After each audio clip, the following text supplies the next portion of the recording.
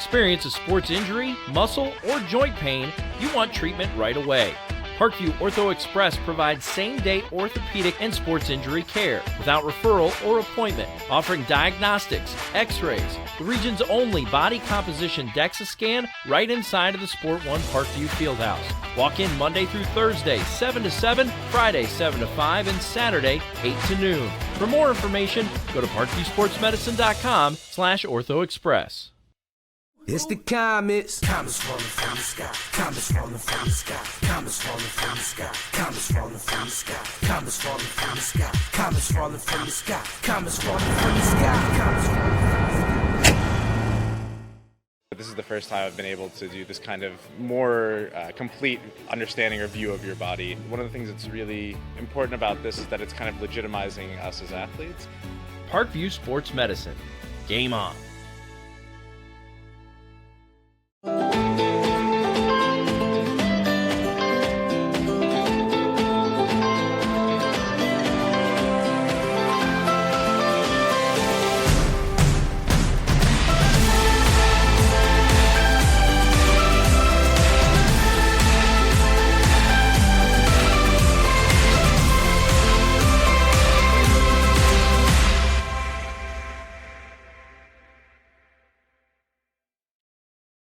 The Kelly Automotive Group is simple, transparent, reliable. Simple. Our customer specialists make buying a car easy and fun. Transparent. Our price listed is the best price. No hassle, no gimmicks. Reliable. Buy with confidence and peace of mind. We work hard to ensure the best value however you shop. Choose from over 60 vehicles under $10,000. Visit drivekelly.com. The Kelly Automotive Group. Simple, transparent, reliable. Concussions. They're a concern for parents of athletes in any sport. That's why Parkview Sports Medicine is leading the way with the area's first Concussion Clinic. Our integrated sports medicine team utilizes an innovative, evidence-based approach to manage athletic-related head injuries in those 14 and older, providing comprehensive care to get the athlete you love safely back in play. To schedule an appointment, call Parkview Sports Medicine at 266-4007. Reaching higher, pushing further. Parkview Sports Medicine. Game on. Get mad about blue. Get mad about your Fort Wayne Mad Ants. When looking for the best basketball action in town, it's the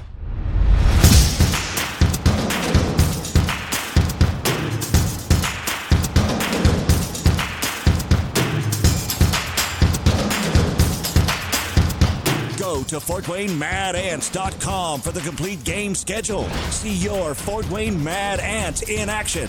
Get mad about blue. I chose St. Francis because they made a promise that I would have real-world experience that I could take when I graduated, and they delivered on that promise. For me, the classroom only gets you so far, so they're setting me up with an internship. I had a mentor that they set me up with that was a CEO of a DuPont hospital in Fort Wayne. They offer degrees in accounting, business administration, risk management and insurance, marketing, and finance. You know, they just did a great job of the full circle of not only the education, but also the experience. Parkview Sports Medicine, especially since I've been a pro, has been a place where my game has really been able to develop in multiple facets. Injury prevention, maintenance, physical therapy, weightlifting, agility work, all the things that I need to do in order to have an NBA body. This is the place for me to go when I come back home and I need to get a workout in. Always welcome me back with open arms. Parkview Sports Medicine. Game on. Both runners are running, play coming home. From the crucial plays to the highlight of the game to the victory celebration, we are there. Summit City Sports isn't just a business, it's a group of companies investing in the youth of Fort Wayne athletics. It's because of Parkview Sports Medicine, because of Kelly Automotive Group, Indiana Wesleyan University, University of St. Francis, and Big Eye Fish, that we can produce our broadcast viewed by hundreds of thousands in Northeast Indiana. Support Summit City Sports. Become a sponsor. Join our winning team today.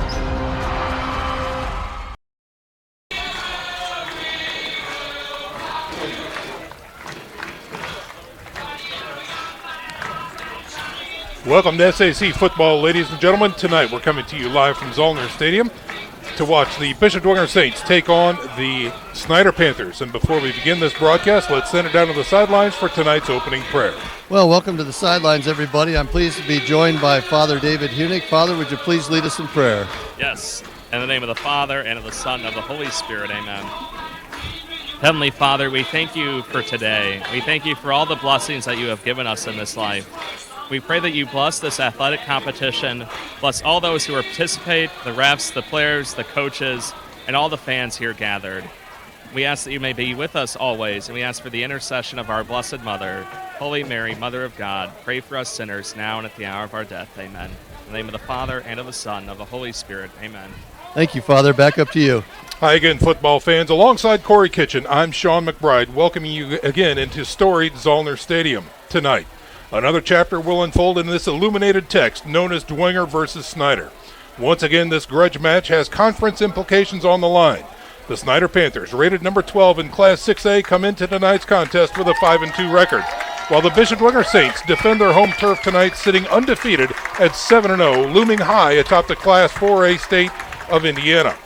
But as we all know, this timeless matchup isn't about facts or stats or what's on paper. This has been a circle date for generations of SAC football players lucky enough to wear the Panther black or the gold helmets. For this really is a neighborhood scuffle, with St. Charles a stone's throw away from Snider High School. Many of these athletes grew up together and played football in each other's backyards. This is a rival like no other, and it defines the Summit Athletic Conference. The SAC victory bell is on the line, and two tradition-rich programs are about to take the field. In moments here, we'll check in with Corey Kitchen and find out what the keys of victory are for both teams. But for now, we're going to go over to the PA announcer and check in with tonight's opening prayer. You would provide us with the endurance to pursue our heavenly prize, eternal life in your Son. Amen. Now please remain standing for the singing of our national anthem by Bishop Dwenger Sr., Kaylee Sheehan. Oh, say, can you sing by the dawn's early light what so proudly we hailed at the twilight's last gleaming, whose broad stripes and bright stars through the perilous fight o'er the ramparts we watched were so gallantly streaming. When the rocket's red glare, the bombs bursting in air, gave proof through the night that our flag was still there. Oh, say does that star-spangled banner wave o'er the land of the free and the home of the brave? Ladies and gentlemen, in case you're just joining us, we're coming to you live from Zollner Stadium tonight. It is the Bishop Dwenger Saints defending their home turf against the Snider Panthers, and a whale of a game is about to ensue. And again, I'm Sean McBride, joined by Corey Kitchen. Corey, when we talk about this game, again, we can throw the records out, we can throw the stats out. This is really a dogfight on our hands before we even begin, as both teams are now getting ready to take the field. Here come the Snider Panthers. What are your keys to victory for the squads tonight? Well, great to be with you, Sean. I think for Snider defensively, they've got to get their safeties down in the box to combat that Dwenger run game as best they can, and they've got to have it work. They actually need to get stops. They need to force the Saints into long yardage situations, and they need to get off the field. On offense, they must establish a running game. Nobody's been able to do that this year against the Saints defense, but they need to do it, and it'll open up their dangerous play-action game that they use with their twin tower tight ends, Dwenger and Mantell. On For the Dwenger side, defensively, they've got to stop what's been traditionally the best run game scheme in the SAC for years. Snider's been running that power counter scheme with success for 3 decades. If they can force Snider quarterback John Barnes into drop-back passing situations, they'll have some luck. On offense, they must continue to run the ball successfully, possess it, not turn it over, and wear down that Snider defense. If they can stay in short yardage down and distance situations, they'll continue to have success. All right. Ladies and gentlemen, we're going to send it down to the sidelines and check in with Joey Colon. Joey, we're broadcasting live from the Zollner Swamp, if you will. The field is really not in good shape. What are you seeing down there on the field? Well, I would expect nothing less at Zollner Stadium, true to form. We're looking at a mud bowl here tonight. Only patches of grass left. I see sand covering up a sprinkler head. It's going to be fun. It's going to be wild. I already see dirty jerseys down here on all the players from warm-up, so it'll be interesting. Snider won the toss, elected to defer. They will be kicking away from the scoreboard to start off the first half. All right, Joey Colon, thanks very much. We'll be checking in with Joey Colon from the sidelines periodically throughout the game, as well as scores and highlights from Nick Gray as well. We'd like to thank right now our game sponsor, Preferred Auto Group, with 2 state-of-the-art service centers. When you want want to buy a car the preferred way, come to Preferred Auto Group. And again, so the captains are out at midfield right now shaking hands. The coin toss is over, and they are making their way to the sidelines right now. Corey, again, with a wet, sloppy, nasty track like Zollner Stadium tonight. Who does that favor? Well, to be honest with you, both of these programs are somewhat mirror images in the sense that they want to run the football against their opponent. Neither one of these teams hangs their hat on a spread 5-wide passing game. So, I'm not sure that there really is a team with an advantage in this slot. Maybe the Saints, because they've proven all year that they are able to run the ball even with 9 guys in the box. There you go. Well, football fans, just a reminder, whether you are in the Carolinas or California, you can listen live online at RedeemerRadio.com, or also check us out live streaming with our broadcast partner, Summit City Sports. You can check out their YouTube channel, SummitCitySports.com, and check out our broadcast with their video. Jeff and his crew here tonight as well. So this is the Game of the Week coverage, and we are getting ready to kick things off. Again, the Snider Panthers wearing all white for a few minutes, and the black and gold trim, and of course the Bishop Dwenger Saints with the gold helmets, and of course the blue jerseys. So again, this is going to be a wet, sloppy, nasty track, and both teams getting ready to kick things away. Trent Ryder for the Snider Panthers getting ready to launch this one from the 40-yard line. He is using the right hash mark. Howie Steele back deep for the Saints, along with Hayden Ellinger and T.J. Tippmann. The upbacks ready to return this kick. So in moments, we'll get a look at the Bishop Dwenger offense. Okay, the officials are coming to the sidelines. The whistles are getting ready to blow. Both teams are on their feet on the sidelines. The fans are up. The drums are drumming. The lights are on. The popcorn's fresh. Friday Night Lights. Here we go in Fort Wayne. Kick is up and away, end over end. Going to be taken by an upback. That's Tippmann near the 15-yard line. Gets hit north of the 20 and dropped immediately close to the 24-yard line. Fantastic special teams hit right out of the gate from the Snider Panthers. Looked like number 8, Jayshon Underwood, was involved in the hit. Setting the tone early were the Panthers. All right, so Patrick O'Keefe, the junior quarterback, checking in at 5'10", 195, comes out to lead the offense. Looks like the sanctuary has got some powder in the air. All white tonight. It's a whiteout. So the white powder is in the air for the Bishop Dwenger Saints student section here. They're having some fun early.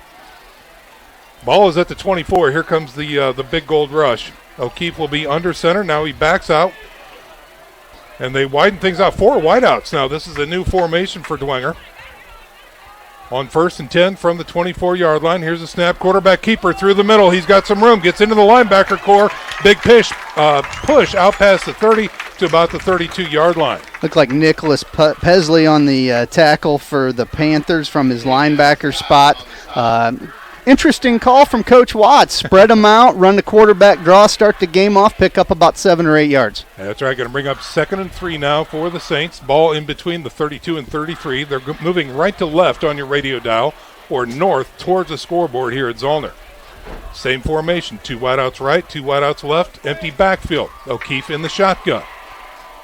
Here's O'Keefe looking to throw on second down, airs it out. He's got his man, quick hitch out on the left side, and it is caught. That's Griffin Eifert on the reception. I'm sure Coach Watts is trying to establish something other than their standard power running game at the beginning of this contest, just to simply keep that Snider defense off guard and try to take those 9 guys out of the box and make them defend more of the field. They move the ball out to the 38-yard line. Fresh set of downs for the Saints.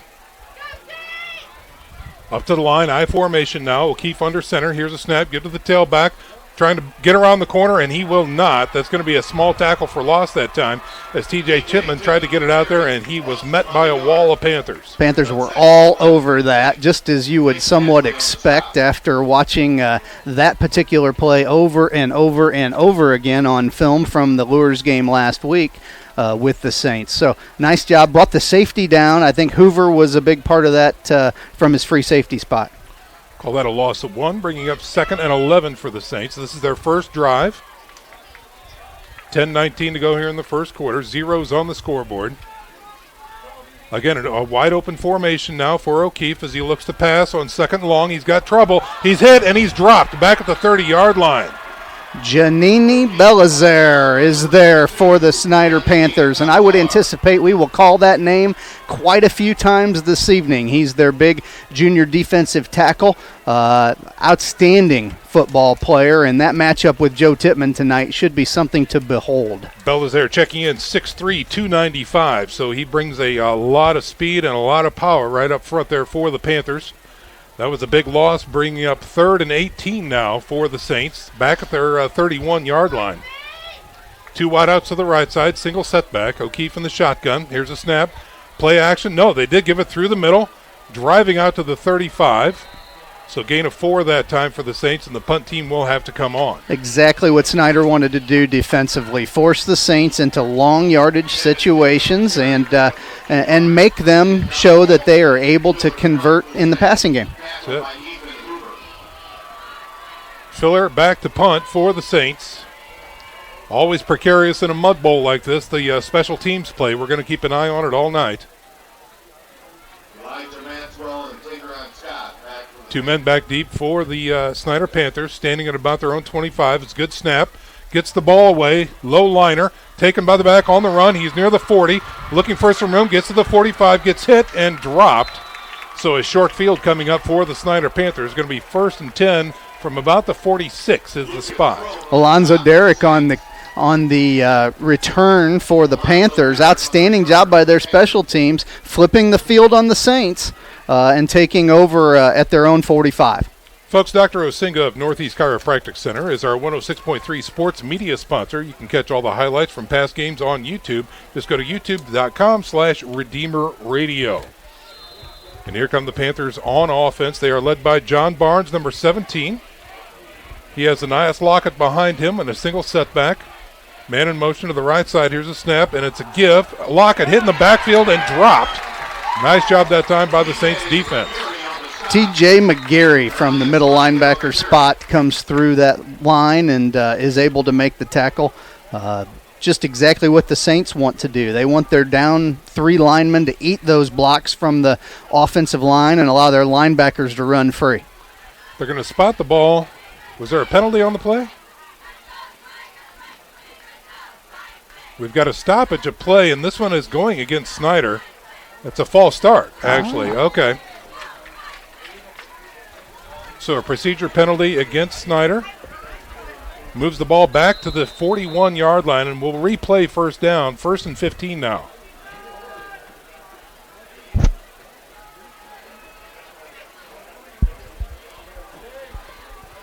All right, offense is set, defense is set. Here we go on 1st and 15. Here's a snap. Looks to throw, guns it, out to the flats. He's got his man trying to curl out of it. Breaks one tackle, cannot break another. He's going to be down with a gain of about 5, maybe 6, out to the 48-yard line. Quick hitch out to the right side to Alonzo Derrick again. Nice pitch and catch, getting that penalty yardage back. Yep. So number 12, Alonzo Derrick, that time on the reception. Brings up 2nd and 9 now for the Panthers. Derek in motion across the line. We've got movement again, and the ball is on the ground. They do whistle it dead.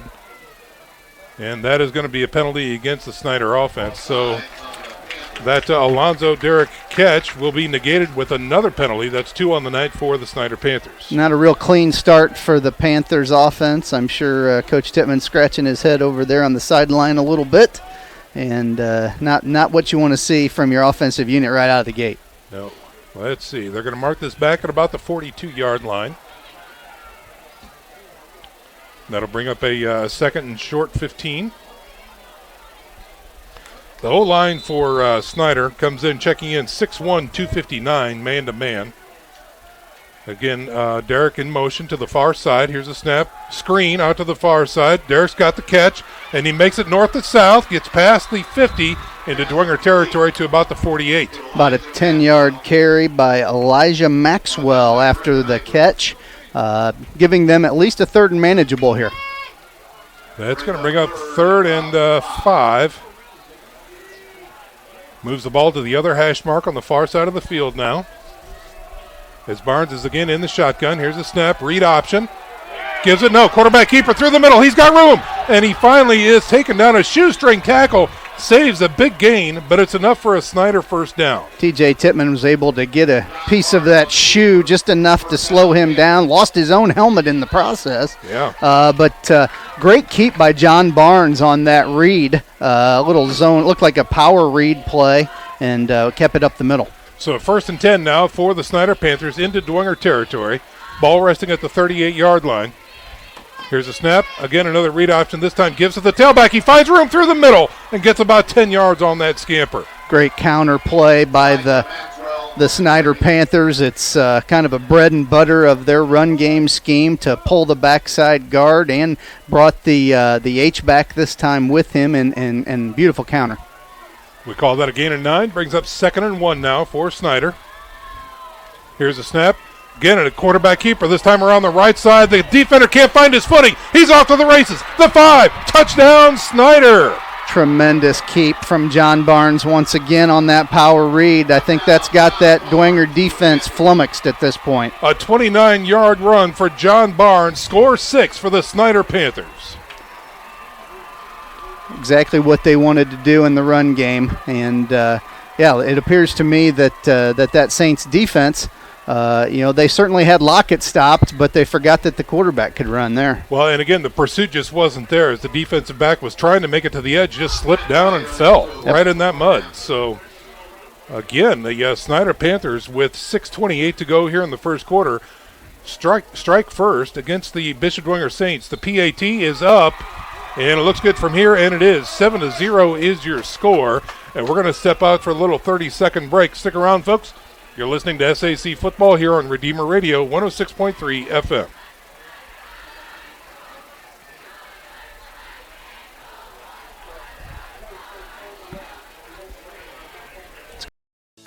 Parkview Sports Medicine is an integrated sports medicine team. We're treating injuries when and where they happen, and working to prevent them before they do. We believe the best care is coordinated care, helping ensure you get the individualized services you need every step of the way, offering innovative treatment techniques to get you or the athlete you love back in play. Reaching higher, pushing further. Parkview Sports Medicine. Game on. Diagnosing that misdirection. I don't know if Snider has been playing on a muddy field all week, but the mud didn't seem to bother them at all, but it was sure bothering the Bishop Dwenger Saints defense. All right. Thank you. All right. So again, the Snider Panthers strike first. The initial drive from the Saints resulted in a punt, gave a short field to Snider, and then after about 52 yards, a 29-yard run by their quarterback, John Barnes, puts it into the end zone. The kickoff for Snider rolls out of bounds, but initially is touched by a Saint, I believe. I think Howie Steele touched it near the 11-yard line. That's a big special teams mistake by the Saints. He touched that just as it was heading out of bounds, kind of batted it out of bounds himself, and now the Saints will take over inside the 10. Wow. Yeah, down to about the 7-yard line it looks. And, boy, a long field now for O'Keefe and company. I would assume we'll see a steady diet of power running to get this out of their own end zone here, Sean. Yeah. All right, here comes O'Keefe. I formation behind him. He's under center, looks over the defense. Here's the snap, tailback, bounces it outside. He's got some green acres. He's got a blocker out front, gets his shoulder into it, knocked him out of bounds, past the 25-yard line. Tippmann with a big run that time. Just a weak side isolation play out of the I formation. Very successful off of that left side behind Joe Tippmann. So they mark the ball at the 27-yard line. So the Saints are now out of the shadow of their own end zone with a fresh set of downs. They break huddle and come to the line. Again, that familiar I formation with O'Keefe under center. Snap, tailback, again, bouncing it out to the outside, gets to the edge, goes north and south, gets knocked out of bounds at about the 37-yard line. Again, Devin Tippmann on the carry. The Saints have found something on the weak side of that Snider defense. Snider will play Ethan Hoover, their free safety, over the strong side, or the wide side of the field in this case, when they're in that I right formation. And Dwenger's running left to the weak side without that safety present. Another first down for the Saints. Ball resting at the 37. Now we've got a whistle on the play. Do we have an equipment issue on a Snider Panther? I believe we do. Yep. Just a little helmet issue, it looks like, for Queon Carter. Up front for the Bishop Dwenger Saints, we've got Joe Tippmann, Nick Hosier, Alex Kolkman, Joe Henry, and Luke Wigginton. That's the front five for the Bishop Dwenger Saints. They average 6'2", 255 man-to-man. Kion has to go out, and a sub coming in for him. Okay, they are all set. On 1st and 10, here come the Saints. Snap, tailback.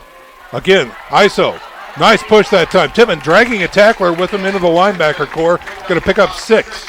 Ran a little power there. They pulled the backside guard, and big Joe Henry led the charge there on that power play, and again, but ran it to the weak side. So that's going to bring up a 2nd and long 4. Call it's actually 2nd and 5. Now we've got a wide out right, wide out left, still working on the left side hash mark here with the I formation. Here's a snap, tailback, left side again. This time they sniff it out, and he's going to drop at the line of scrimmage for no gain. Hoover came in from the free safety spot that time, was not real deep in the formation. I'd call him 6-7 yards is all, is where they're playing him scheme-wise, but was able to come in there and make that tackle. O'Keefe comes in from the sidelines after getting the play from Coach Watts. Critical 3rd down here for the Saints. Can they keep the drive alive with 4:54 remaining in the first quarter? They're down 7-0. O'Keefe backs out, backs into the shotgun. Empty backfield now. 2 wideouts left, 2 wideouts right. On 3rd and 5, quarterback decides to keep it through the middle. Will he get it? He is going to be shy of the first down marker. Looks like the ball may have come loose as well, as Snider says it's theirs, but they mark it down 4th and short now for the Saints. Quarterback draw that really didn't fool anybody. I think Patrick needs to sell the pass a little bit before he takes off. It would be far more effective that way. Yeah, it seems as soon as he got the ball, he started running forward. So let's see what they do here. Offense is on the field. Okay, 4th and 1. Here come the Saints at their own 46-yard line. Coach Garrett, the Riverboat Gambler, says go for it. Probably try to draw him off to start with. Yep. I formation, O'Keefe under center. Here's a snap, fullback, first man through, big push. He's got the first down, still on his feet, past the 50 into Snider territory. That's a big play. Big play for the Saints. 4th down, showing some confidence in their offensive line. Hayden Ellinger in there at fullback, obviously their go-to guy in a situation like that. They needed 1, they got 6. Now they are into Snider territory at the Snider 48-yard line. 1st and 10 now for the Saints. 3:40 remaining here in the first quarter. 7-0 is your score. Snider on top, but Dwenger driving. On 1st and 10. Snap. Tailback. No, bootleg right side. He slips. He's looking to throw. He's got pressure. He's going to go down. Oh, he gets the ball out. Throws it out of bounds. They're going to call him down with a sack back at the 41-yard line. Yep, it appears they are. Wasn't any receiver in the vicinity really either, so probably just need to eat that and live to fight another day if you're the quarterback in that spot. So O'Keefe is registered with a big sack. It looks to be about 10 yards. Yeah. 12-yard sack that time. Just what the Saints really wanted to stay out of is these long yardage situations. They're an offense that's not really built for that sort of situation. Yeah, when we talk about the Bishop Lures Knights, that's a team that can get big chunks at a time. And some other teams around the SAC, they have that capability. No, this is a grind and drive type of an offense here. So when they face 2nd and 22, they got their backs up against the wall right here. Let's see what happens on these next couple of downs. Single setback, O'Keefe in the shotgun, looks to throw. He steps up in the pocket, rolls to his right. He's got pressure. Going to the sidelines, getting tackled from behind. No gain on that one. Outstanding job by the Snider defensive secondary. They dropped into coverage. They saw the crossing routes that the Saints have had some success with this year, but they pattern matched that and were all over it. O'Keefe really had nowhere to throw. Actually, we call that another loss of 1 that time. They've rested the ball at the 40-yard line. So now O'Keefe is facing 3rd and 23. Again, not ideal for the Saints offense to be in the long yardage situation, as any offense, but particularly theirs. Right. I formation again for the Saints. Here's a snap, tailback trying to bounce it around the left side. He finds a hole, gets a little north and south, past the 40 out to the 44, and Tippmann is taken down there in the linebacker core, and the punt team comes on. Ethan Hoover there on the stop. Bam Scott following from behind at his defensive end spot. Great series defensively. Gave up 1 first down, but then shut the door on the Saints. That they did. P.J. Filler back again to punt. This will be the 2nd punt of the day for the Saint kicker. Good snap. He's got his leg into it. Nice kick that time, driving the defender back. He's hit immediately near the 20, dropped for no return. Howie Steele in there, immediately upon the catch by Derek on the return. So great job. Howie makes up for his special teams mistake that he made on the kickoff return with a big stick on a punt. Well, folks, since 1958, Bishop Lures High School has proclaimed the gospel and excelled at academics, sports, and performing arts. Join us as we thank God for 60 years of Catholic education. That's Bishop Lures High School. Snider back on offense, led by John Barnes, number 17. They're up 7-0 with 1:38 to go here in the first quarter. 1st and 10 from their own 20. Here's a snap. Give to the tailback, finding some room. No, quarterback keeper, finds some room. Oh, the ball is loose and Dwenger recovers.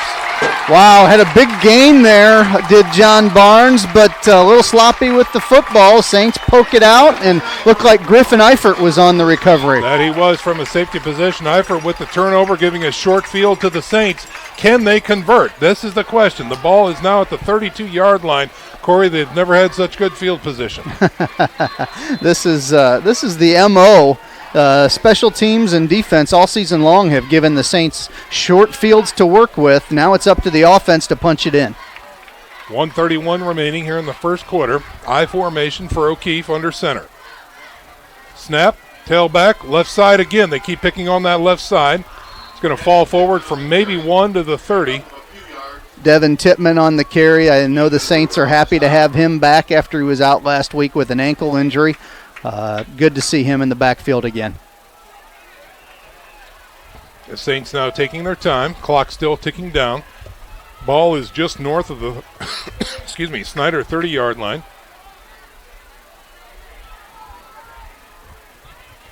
O'Keefe under center. Here's a snap. Give to the tailback. Left side again. Can't find anything there. Big grind and no gain on the play. Tried to run power to the left side or the weak side. Outstanding play by Bam Scott, number 22 for the Snider Panthers. He is a 6'3", 210-pound senior defensive end and did a great job of coming in there and making that stop. Yeah, he's playing much bigger than that tonight. Appears he's got a big cast on his right hand as well. Broken wrist, I hear. So doing a nice job with one arm. He's going to swap sides to the far side, open side of the field now. 3rd and long, 3rd and 8 for the Saints. Going to be an end around left side. It's going to be demolished in the backfield as O'Keefe has nothing for the Snider defense. And Ethan Hoover, again, from that safety position, coming in there and making a tackle for loss in the backfield. So the offense really struggling tonight for the Dwenger Saints. And that's going to do it for the first quarter, ladies and gentlemen. 7-0 is your score. The Snider Panthers over the Bishop Dwenger Saints after 12. Stick around. We're back in 1 minute. You're listening to SAC Football here on Redeemer Radio, 106.3 FM. Parkview Sports Medicine is an integrated sports medicine team. I mean, I always had my family behind me. I always had my team behind me, but to have staff that wanted the best for me and to get me feeling better the quickest was really reassuring. Parkview Sports Medicine. Game on. The Kelly Automotive Group is simple, transparent, reliable. Simple. Our customer specialists make buying a car easy and fun. Transparent. Our price listed is the best price. No hassle, no gimmicks. Reliable. Buy with confidence and peace of mind. We work hard to ensure the best value however you shop. Choose from over 60 vehicles under $10,000. Visit drivekelly.com. The Kelly Automotive Group. Simple, transparent, reliable.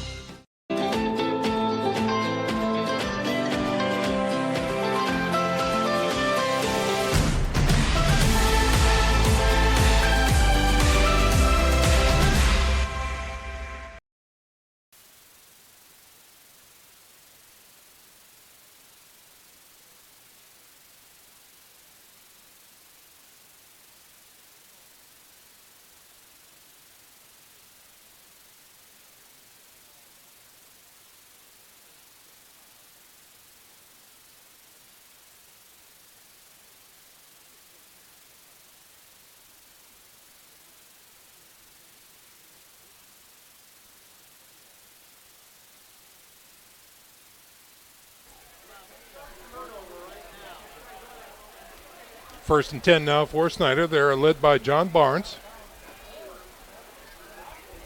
Here's a snap. Hit in the backfield. Stopped and dragged down. No gain on that play. Maybe even a tackle for loss coming up. Lockett on the carry for the Panthers. Look like big number 93 for the Saints. That would be Jake Chapala in there, senior defensive tackle on the tackle, and did a nice job holding them to a gain of nothing. 2nd and 10 now for the Panthers. Trips package to the left side. Throws right. ISO, and he's got the ball. He's going to try and roll out of a tackle, and he's going to gain 5, maybe 6 yards. Great quick route, quick hitch. I like the mechanics from John Barnes. Looks like he got his feet set, got it out quickly. That's how you avoid that front seven of the Saints and keep the pressure off. Yep. 3rd and 4 now for the Snider Panthers. Ball resting at their own 26-yard line. Here's a snap. Tailback through the middle. He's got the first down and more as he spins out of a couple tackles. Finally wrestled down, but not before he's got a first down. That is Lockett on the carry. Gave it to him on the power play off the right side. Hayden Ellinger had to make that tackle from behind to hold him to that amount of yardage. 1st and 10 now for the Snider Panthers here. From the shotgun this time is Barnes. He checks off, looks to the sideline. 7-0 is your score. Snider up here with 10:30 remaining here in the second quarter. Here's a snap. Looks to throw. Screen left side. He's got his man. Looking for some open room. He's got hit. And no yards after that catch. He gets it out to about the 37-yard line. And that's about it. Quick screen out to Alonzo Derrick. Sorry, Sean. Talked right over you there. You're okay. Just trying to get the ball into space to their playmakers on the edge and have him make a play, but the Saints defense was up to the task. Call that a gain of a long 3, maybe 4, as they place the ball at the 36-yard line. Here's a snap. Again, another option through the middle. He's got room through the middle of the line and will have enough for a Snider first down out to the 46-yard line. Another power play. They found something there now. I think the Saints are a little bit more concerned about Barnes in the running game, so the running back's having some success. But they are. New package rolls in for the front 3 for Dwenger. It looks like they're might have 4 down linemen now. Not just 3. 1st and 10 for Snider.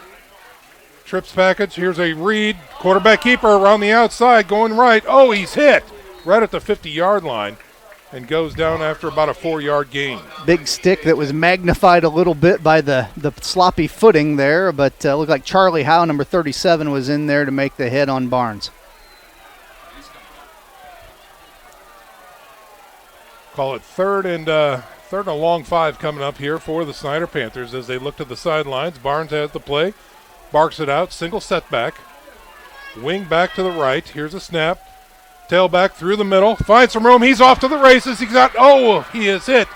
And the defensive backs well into Dwenger territory down to about the 38-yard line. Like a straight drive right up the middle to the running back Lockett, and if not for Griffin Eifert from his safety spot, Lockett would have been hitting his head on the goalpost. Another first down for the Snider Panthers. Here's a snap. Tailback, this time dancing once again through the middle, gets into the linebacker core, takes about 4 Saints to bring him down as Lockett is running very hard and very successfully here in the second quarter. Well, you just hit the nail on the head. He drug Joe Tittman with him another 2 or 3 yards, and I haven't seen anybody do that in the SAC this season. A lot of lower body strength there for Lockett. 2nd and 4 now coming up. Again, give to the tailback. This time he's hit at the line of scrimmage, driven down, no gain on the play. A lot of Saints there to sniff that one out. Just looked like a power play to Lockett up the middle, and they tried to go fast on the Saints, but the Saints were ready.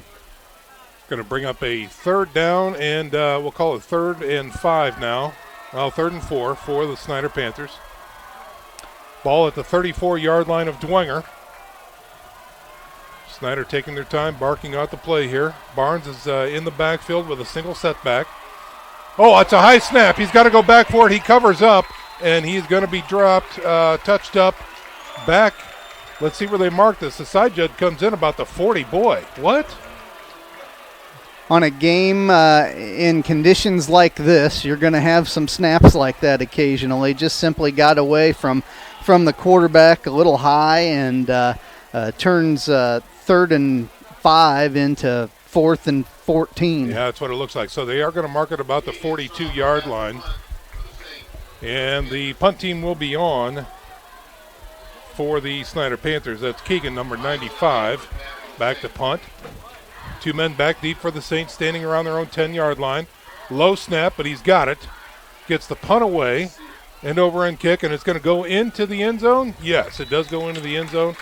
And the Saints will take over 1st and 10. So the Bishop Dwenger Saints this time come up on defense to make a stop. They bent, but they did not break, Corey. Yeah, absolutely. And, I get the sense that this is the feel we're going to have throughout the course of the game here with these conditions and these 2 running, power-oriented offenses. I think this is a game that could come down to the final minutes. It might very well. How many times have we seen that in this matchup? Yeah, absolutely. Yeah. 6:54 remaining in the first half. 7-0 is your score. Snider on top. O'Keefe now for the Saints on 1st and 10 from the 20.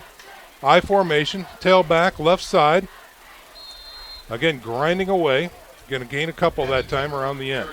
Isolation play to the left side behind Big Joe Tittman again. The Saints, if nothing else, are fairly predictable in that way. Yeah, that's right. But who wouldn't be behind your big Wisconsin recruit? That's right. Brings up a 2nd and 8 as the Saints break huddle and come to the line. They get out of the eye and empty the backfield. 2 wideouts left, 2 wideouts right. O'Keefe in the shotgun now. Looks over the defense, looks to throw, throws it, hitch. And he's got his man. It's caught.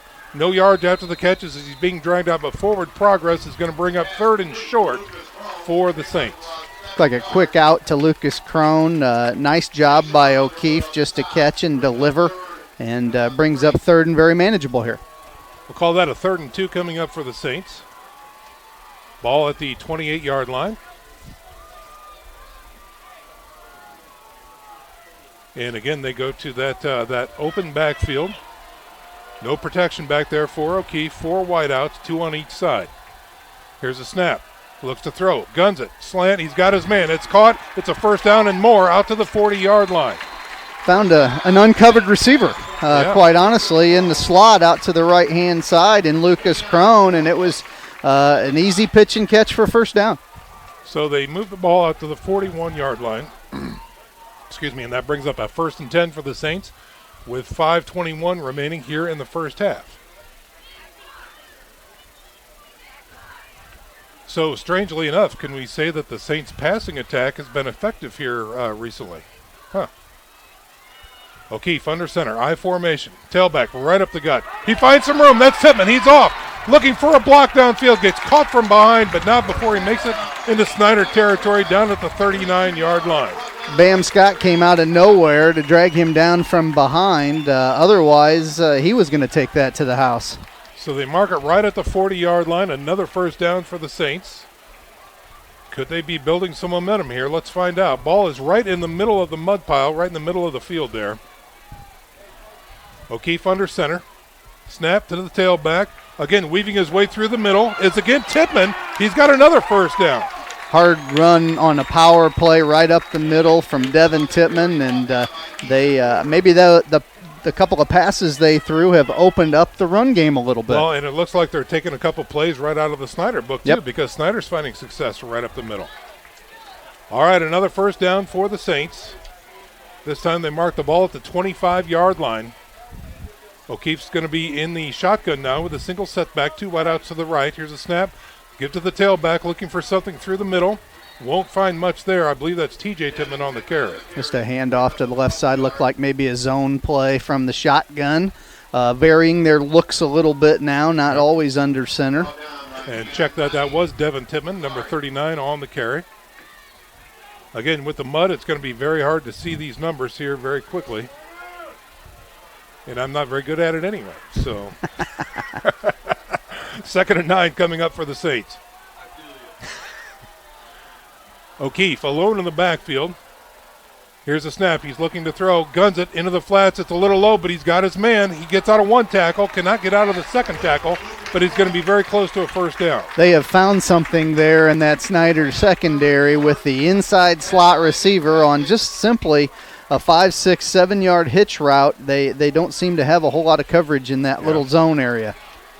Bring up a 3rd, and we'll call it 1. It really looks like 3rd and inches according to the stick.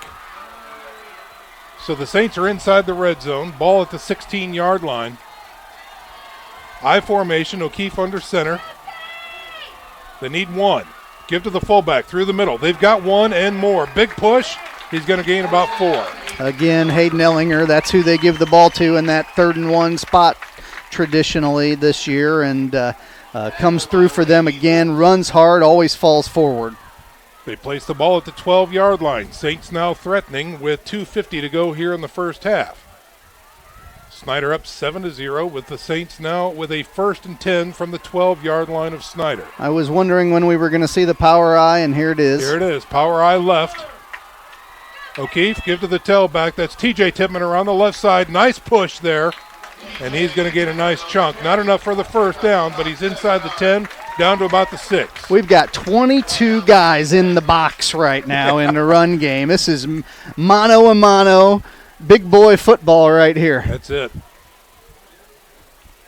All right, so we call that a gain of 6, bringing up 2nd and 4 now for the Saints. And again, we see power eye right coming up for the Saints now. T.J. Tippmann, the tailback. Here's a snap. Give it to the first man through. That's McGarry on the left side. Tried a little quick hit with the fullback off to the weak side, but Snider was ready for that. Did a right nice there. job. Looked like Giannini, Belizaire in there.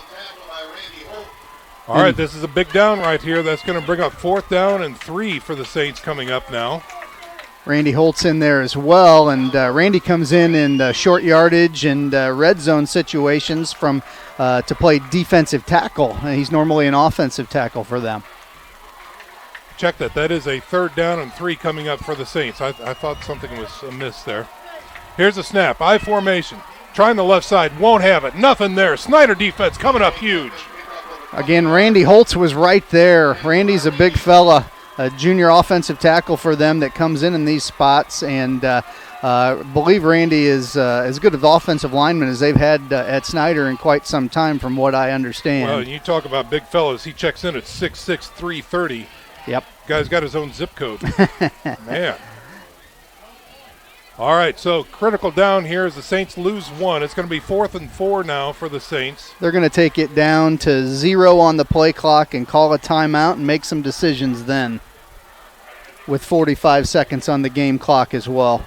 And that's exactly what is transpiring right now as Coach Garrett calls a timeout. We're going to go ahead and call a timeout as well. 7-0 is your score. Snider over Dwenger so far in the second quarter. Stick around, folks. This is SAC Football on Redeemer Radio, 106.3 FM. Parkview Sports Medicine is an integrated sports medicine team. We're treating injuries when and where they happen and working to prevent them before they do. We believe the best care is coordinated care, helping ensure you get the individualized services you need every step of the way, offering innovative treatment techniques to get you or the athlete you love back in play. Reaching higher, pushing further. Parkview Sports Medicine. Game on. Time for the Bishop Dwenger Saints. They're facing a 4th and 4 from the 6-yard line of Snider. They took a timeout, and I don't see young Mr. Garrett coming on for a field goal attempt. Yes, he is. He is. Okay, he was already out there. Sorry about that, folks. And I'm going to tell you, this is not automatic. He's normally automatic, but in these field conditions, Sean, this is anything but automatic. That's exactly right. This looks to be, what, Corey, I'd say a 22-yarder? Mm-hmm. Yeah, 22-yarder for Michael Garrett, and a timeout is called by Snider as they try to ice the kicker. So what we're going to do is keep it right here and go down to the sidelines and check in with Nick Gray with scores and highlights from around the area. Nick, what do you have? Well, guys, we've got a lot going on, just like every other Friday night. Right now, Bishop Luers, they're over at Southside. They're leading that one 14-0. Concordia's out at Carroll, and they're leading Carroll 14-7. Northside's over at Northrop tonight, guys. Right now, Northrop's winning 13-7. Homestead's over at Wayne. That's 0-0 late in the second quarter. So that's a game we want to keep an eye on. That sounds probably about one of the most interesting matchups tonight. East Noble's over at New Haven, and New Haven's winning 7-6. Leo's at Columbia City, and they're leading that matchup 14-7. And Angola at Garrett. Angola's leading 7-0. That's where we're at right now, guys. Stick around for halftime. We'll have Mike Lay from the Knights of Columbus join us and tell us all about that as the sponsor spotlight. Back up to you. Thank you very much, Nick Gray. We'll have Nick try and find out about Northwood and Warsaw as well. See if he can go to the Twitterverse and get an update there. That's a very important 4A game. Okay, so now we're going for it. Now they're going for it. Okay, the Dwenger offense says let's go, and here we go. 4th and 4 from the 6. Power eye right. O'Keefe under center. Give to the tailback. No, he's got it. He rolls out, throws into the end zone, and it is touchdown. He got it. Unbelievable. Vinny Tippmann caught it on his back. No, wait. Is he waving it off? What are they doing? We've got a discussion from the officiating crew. They're going to talk it over. Oh, boy, here come the Zebras. They're out in force. They're gathering in the end zone right now. We had one official say yes. He raised his hands. We had another one came in and waved it off. And, of course, we have no replay in high school football, so it's all on these guys. All on these striped officials. If I was Jeff Mahoney, there it is. The touchdown is scored. If I was Jeff Mahoney upstairs on Summit City, I'd be replaying that one right now so our folks watching at home on YouTube could get a look at that. I don't know whether he caught it, but they'll take it. That they Vinny will. Tippmann, the tight end, number 98 for the Saints, senior, with an amazing catch. Yes, indeed. And, of course, knowing our videographer, Eric Pete, I see him right down there in the end zone. He's going to grab that, so be sure to watch our YouTube highlights coming up. And a gutsy call, Sean. Yes, very much so. Very much so. That's right. All right, here's Garrett in. No, it's an end-around fake. They're going to try for 2. It's sniffed out and stuffed. Whoa. 7-6 remains. 32.5 seconds there. Oh, we got a late flag coming out, too. Got to tell you, we got a face mask on the Snider Panthers. Oh, my goodness. Oh, and Coach Tippmann is hot. He's out past the numbers. Number 6? 15. Now they're going for 2. Now they are going for 2. Put the offense back in. Wow. That's a huge penalty because it could end up being a 2-point penalty. That it could. So this is probably going to be a half the distance penalty here. Oh, from the spot of the foul. So maybe the Saints. Okay, no, the Saints are now backing up. I think if it's me, I'm going to take a timeout here and reassess that decision to go for it with my offense from the 9-yard line. All right, so where did they put the ball, Corey? It's at the 9. It's at the 9, okay. Spot foul at the 9. I assume the Saints will take a timeout and probably go ahead and try to kick the extra point. And that's exactly what they do. Let's check in real fast with Joey Colon.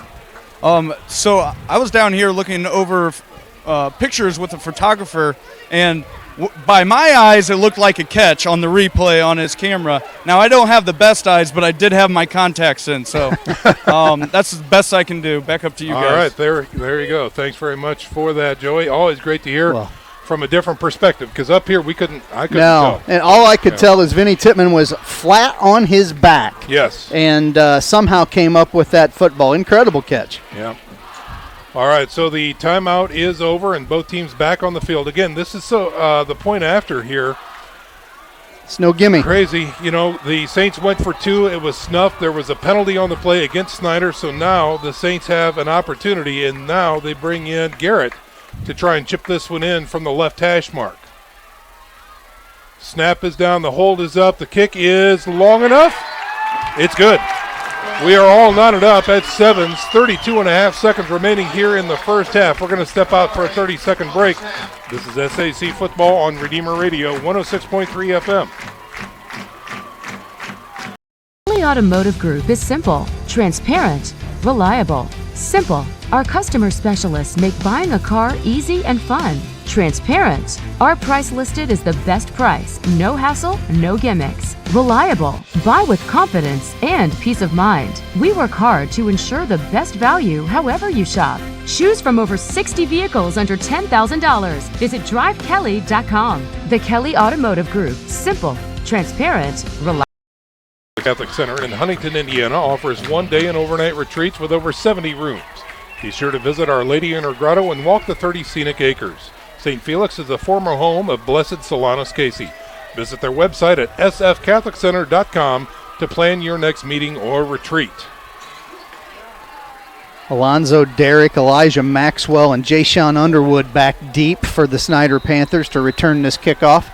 7-7 is your score. The Saints kicking off to Snider, and it's going to be a low liner touching up near the 15-yard line. He gets his hands on it, still looking for some room, gets hit near the 20 and driven down. And 26 and a half seconds remaining now in the first half as Snider will take over on offense. Elijah Maxwell on the return to the 20. Wouldn't shock me if Coach Tippmann takes a knee and lives to fight another day, 7-7, knowing they're getting the football to start the second half. That's exactly right. So let's see what they do here. Based upon some body language, it looks like that's exactly what they might be doing. As the Snider Panthers gingerly come out to the line and assume what appears to be a victory formation at this point. You got 2 men at a pro set back there, though, and he does just take a knee, and Barnes is going to kill the first drive, and that is going to kill our first half. 7-7 is your score, ladies and gentlemen. The Bishop Dwenger Saints here at home at Zollner Stadium taking on the perennial grudge match Snider Panthers. And what a first half it has been. We've got a great halftime presentation coming up, so stick around. We're back in 1 minute. This is SAC Football on Redeemer Radio, 106.3 FM. A 48-minute first half. Wow. Yeah. Call over to Dos Margaritas and get our table ready. Yeah, no kidding. We'll be there in an hour. My goodness. When you experience a sports injury, muscle, or joint pain, you want treatment right away. Parkview Ortho Express provides same-day orthopedic and sports injury care without referral or appointment, offering diagnostics, x-rays, the region's only body composition DEXA scan right inside of the Sport One Parkview Fieldhouse. Walk in Monday through Thursday, 7 to 7, Friday, 7 to 5, and Saturday, 8 to noon. For more information, go to parkviewsportsmedicine.com/orthoexpress. It's the comets. Comets falling from the sky. Comets falling from the sky. Comets falling from the sky. Comets falling from the sky. Comets falling from the sky. Comets falling from the sky. Comets falling from the sky. Comets falling from the sky. This is the first time I've been able to do this kind of more complete understanding or view of your body. One of the things that's really important about this is that it's kind of legitimizing us as athletes. Parkview Sports Medicine. Game on.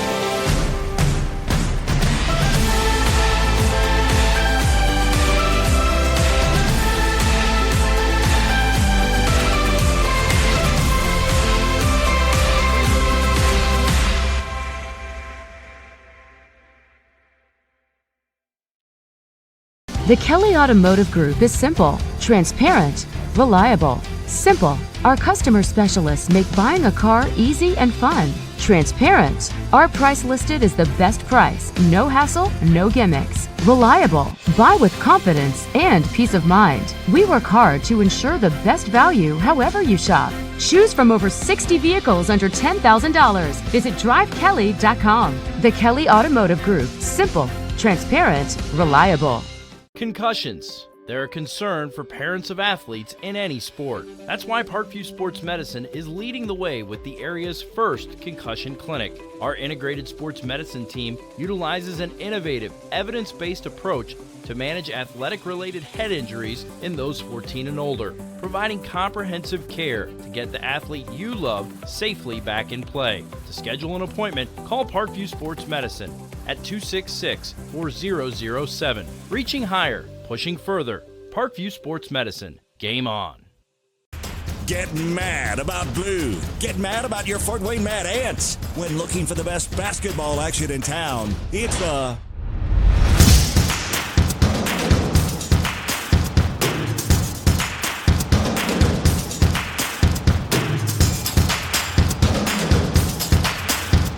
Go to FortWayneMadAnts.com for the complete game schedule. See your Fort Wayne Mad Ants in action.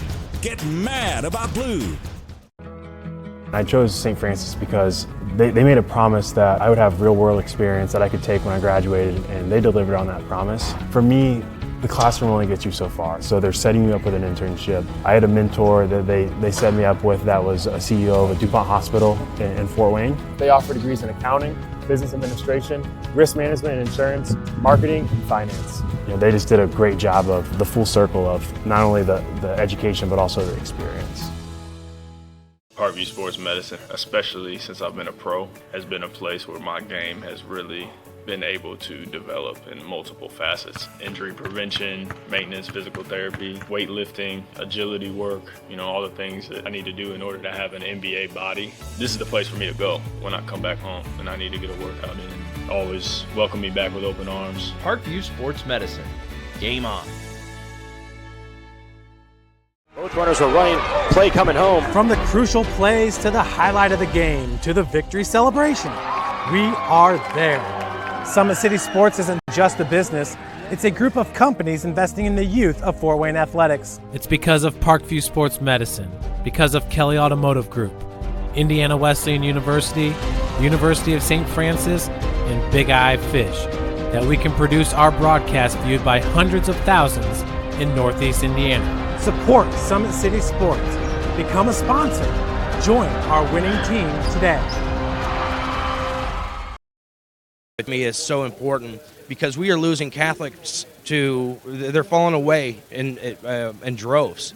And the way that the world is today with all the turmoil and all the conflicts in that, it's a nice place to have a safe haven where you can just listen, and just absorb into it, whether it's sports or whether it's any of the other great programming. it's just a great vehicle to just sit there and relax and just listen to what the Lord is saying. And my hope is that people can start coming back to the church with it. That's neat. And we really appreciate your involvement, Mike, the sponsorship that the Knights of Columbus have with Sponsor Spotlight. And so, folks, if you're out there and you're needing some insurance protection or you just need some financial advice, I recommend picking up the phone and giving Mike Lay a call. You can look him up, Knights of Columbus here in Fort Wayne. Mike, thank you so much for being with Nick, us. always good to be here. Thanks for having me.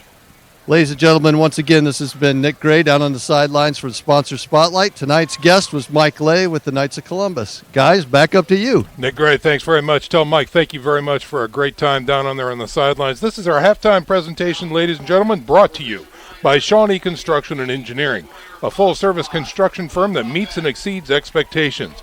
With a 94% repeat and referral business, when we say partnering for a lifetime, we mean it. 7-7 is your halftime score here at Zollner. The Dwenger Saints taking on the Snider Panthers tonight with the victory bell on the line. And it has been a dogfight all night so far.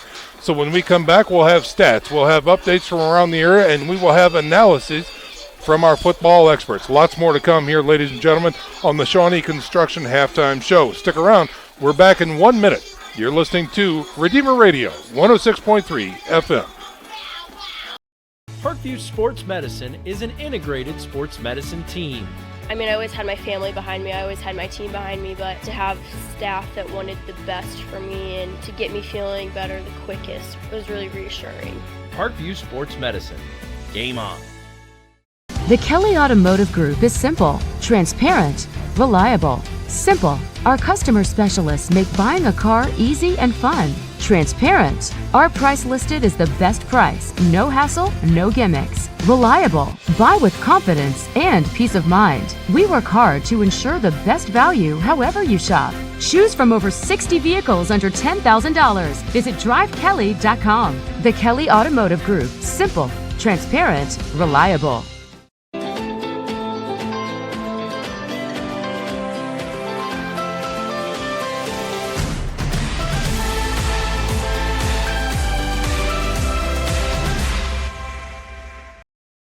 Gentlemen, this is the Shawnee Construction Halftime Show. SAC football is on tap. It's the Dwenger Saints 7 and the Snider Panthers 7 here at halftime. Right now we're going to go in and downstairs again to check in with Nick Gray with scores and updates from around the area. Nick, what do you have for us? Well, like I said before, Bishop Lures is over at Southside. They're leading that contest 14-0, the last update I got. Concordia is out at Carroll, and I just got an update, and Concordia is leading that one 27-14 with a minute to go in the second quarter. Wow. Northrop's beating Northside right now 13-7. Homestead Wayne still tied at 0. East Nobles out at New Haven. New Haven's leading that one 7-6, and then we've got Leo over at Columbia City. Leo's winning 14-7, and then Woodland's beating South Adams 8-7, and haven't had an opportunity to get that Warsaw at Northwood score, but we'll try to get that because that might come in handy for later on predictions. Yeah, absolutely right. Okay, very good, Nick. Thanks very much for that update. Right now we're going to go ahead and bring Corey's mic back up. He is now back in the booth and has some numbers to go over, I believe. If it all makes sense, Corey, do you have your ears on with me here? Ready to roll, Sean. Okay. In the biggest upset of the night, particularly between these two teams and the field conditions, both teams are perfect through the air. John Barnes for the Snider Panthers, 3 of 3 for just 19 yards through the air, but perfect nonetheless. He also had 4 carries for 33 yards. Anias Lockett, 7 carries, 42 yards. We've got Derek for the Panthers with 2 catches for 9 yards. Elijah Maxwell a catch for 10 yards. So that is the 97 yards of total offense for the Snider Panthers in the first half. The Bishop Dwenger Saints, Patrick O'Keefe, 5 of 5 through the air for 30 yards. And also had 6 carries, had a couple of sacks involved there, so he's at -9 in total. But Devin Tittman, 12 carries for 82 yards with the lion's share of the yardage for the Saints. TJ Tittman, 3 carries for 6. Hayden Ellinger, 2 carries for 11. We had Vinny Tittman with the touchdown catch, 1 reception for that 4-yard catch. Griffin Eifert had a catch for 6 yards. Lucas Crone had 3 catches for 20 yards. So all in total, 127 yards of total offense for the Saints. The score is tied 7-7, and the Saints are now making, at least special teamers are making their way back out onto the field here. We've got 5 minutes remaining in the first half. Check that, within the halftime show. So we're going to go ahead and step out for our last 30-second break. When we come back, we will talk to Joey Colon as well as Corey Kitchen and talk about what we saw in the first half and what we could expect to see in the second half. Stick around, folks. We're back in 30 seconds. You're listening to SAC. So running play coming home. From the crucial plays to the highlight of the game to the victory celebration, we are there. Summit City Sports isn't just a business. It's a group of companies investing in the youth of Fort Wayne athletics. It's because of Parkview Sports Medicine, because of Kelly Automotive Group, Indiana Wesleyan University, University of St. Francis, and Big Eye Fish, that we can produce our broadcast viewed by hundreds of thousands in Northeast Indiana. Support Summit City Sports. Become a sponsor. Join our winning team today. And plus size fitment. If you need your rim straightened, Hubcap Express fixes bent wheels. For all your tire needs, visit Hubcap Express, located at 606 West Coliseum Boulevard and on the web at hubcapexpress.com. All right, this is our halftime show here. 7-7 is your score. The Saints and the Panthers duking it out here. Mud Bowl version 2018. You know, we started the season like this, Corey, and here we are in, week 8, getting ready to end the regular season, and it's a Mud Bowl again, you know. So here we are. Zollner really has taken a beating and a half this year, and I fear for it next year as well. But it is what it is, and it makes for some very entertaining football and old school style football, and that's what's on display tonight. No question about it. You've got two teams that would prefer that. Although, I will say, Snider has a lot of old school run schemes, but they run it with a modernized spread look with that quarterback read on all of their power plays, which is really the play in the first half that had a big impact on their offense with their quarterback John Barnes keeping that ball. Yeah, that's exactly right. So when we look at the first half, obviously both of these squads found some success on the ground, perfect through the air, which I again flummoxed by that. I can't believe it. But right now, let's head down to the sidelines and talk to Joey Colon. Joey, you've played in this game many times. You've been on this field before many times. Another classic Dwenger Snider matchup here. What's your take from the sidelines down there? You know what? It doesn't really get much better than this, in my opinion. Snider Dwenger every year, it just seems like it's just a battle in the trenches. Everyone's muddy down here. The stands are just electric. We had flashlights flying everywhere, powder getting thrown in the air. It just seems like every year, no matter what state these teams are in, it's always a battle. Hard hits. There's just not much to say other than it's Dwenger Snider. That's it. That's it. There you go. All right, Joey, thanks very much for that. We're checking in with Joey in the third and fourth quarter coming up here. But speaking about the third and fourth quarter, Coach Kitchens, when we look at this, the Snider Panthers are going to come out. They're already out of the tunnel, back out here warming up, getting ready to start this third quarter. They will have the ball to start the third quarter. What's your expectation here? More of the same, or are they going to maybe do a tweak here or there? What's your gut telling you? Well, I can tell you from 6 years on the Bishop Dwenger coaching staff, nobody that we play on a consistent basis makes adjustments as well at halftime as the Snider Panther coaching staff. One of the best staffs in the state of Indiana, in my opinion, and they will make adjustments. They will figure out a way. At halftime, I'm sure they were drawing up a way to cover that slot receiver that the Saints have had success with. Sure. I'm sure they're going to continue to use Mr. Hoover from free safety, bring him down in the box against the run game. So I'm sure that they'll make their adjustments. And then I think on the Dwenger side, I'm sure Coach Kolkman at defensive coordinator will have some adjustments on that read play. Right. They're going to focus a little. Obviously, didn't focus probably as much as they would have liked in practice on John Barnes as a ball carrier, and he was dangerous in the first half. So I'm assuming they got on the chalkboard, sketched that up a little bit, and have figured out a plan for that. That's right. Well, folks, Redeemer Radio would like to thank Notre Dame Federal Credit Union for their continual support of our Catholic high school sports coverage in Fort Wayne. That's Notre Dame Federal Credit Union. And we're going to go ahead and step out for our last 30-second break. When we come back, third quarter should be right around the corner. So stick around, folks. You're listening to SAC Football on Redeemer Radio, 106.3 FM. Kelly Automotive Group is simple, transparent, reliable. Simple. Our customer specialists make buying a car easy and fun. Transparent. Our price listed is the best price. No hassle, no gimmicks. Reliable. Buy with confidence and peace of mind. We work hard to ensure the best value however you shop. Choose from over 60 vehicles under $10,000. Visit drivekelly.com. The Kelly Automotive Group. Simple, transparent, reliable. Here at Zollner Stadium, where the Bishop Dwenger Saints are sitting at 7 and the Snider Panthers sit at 7 as well. Remember, folks, if you can't catch us here locally at 106.3 FM, you can listen around the world and on RedeemerRadio.com. And some great press this week, Corey, coming out about the flags that Dwenger presents. And we know that we have a lot of servicemen and servicewomen listening around the world at RedeemerRadio.com and watching, on SummitCitySports.com. And we can't thank them enough for doing so. And it's a wonderful service. And speaking of service, how can we ever say thank you enough for those folks around the world that are in service to our country? The ultimate respect for those that protect our freedom, Sean. There's no doubt about it. You bet. And again, a growing number of listeners around the country as, again, this medium becomes even more popular for alumni and friends, grandmas and grandpas, and even friends of staff here at Redeemer Radio. So if you're listening in the Carolinas and you're still rebuilding out there, God love you, and we are praying for your success and your safety out there. And even if you're out in California, of course, we love to have you on board here at RedeemerRadio.com.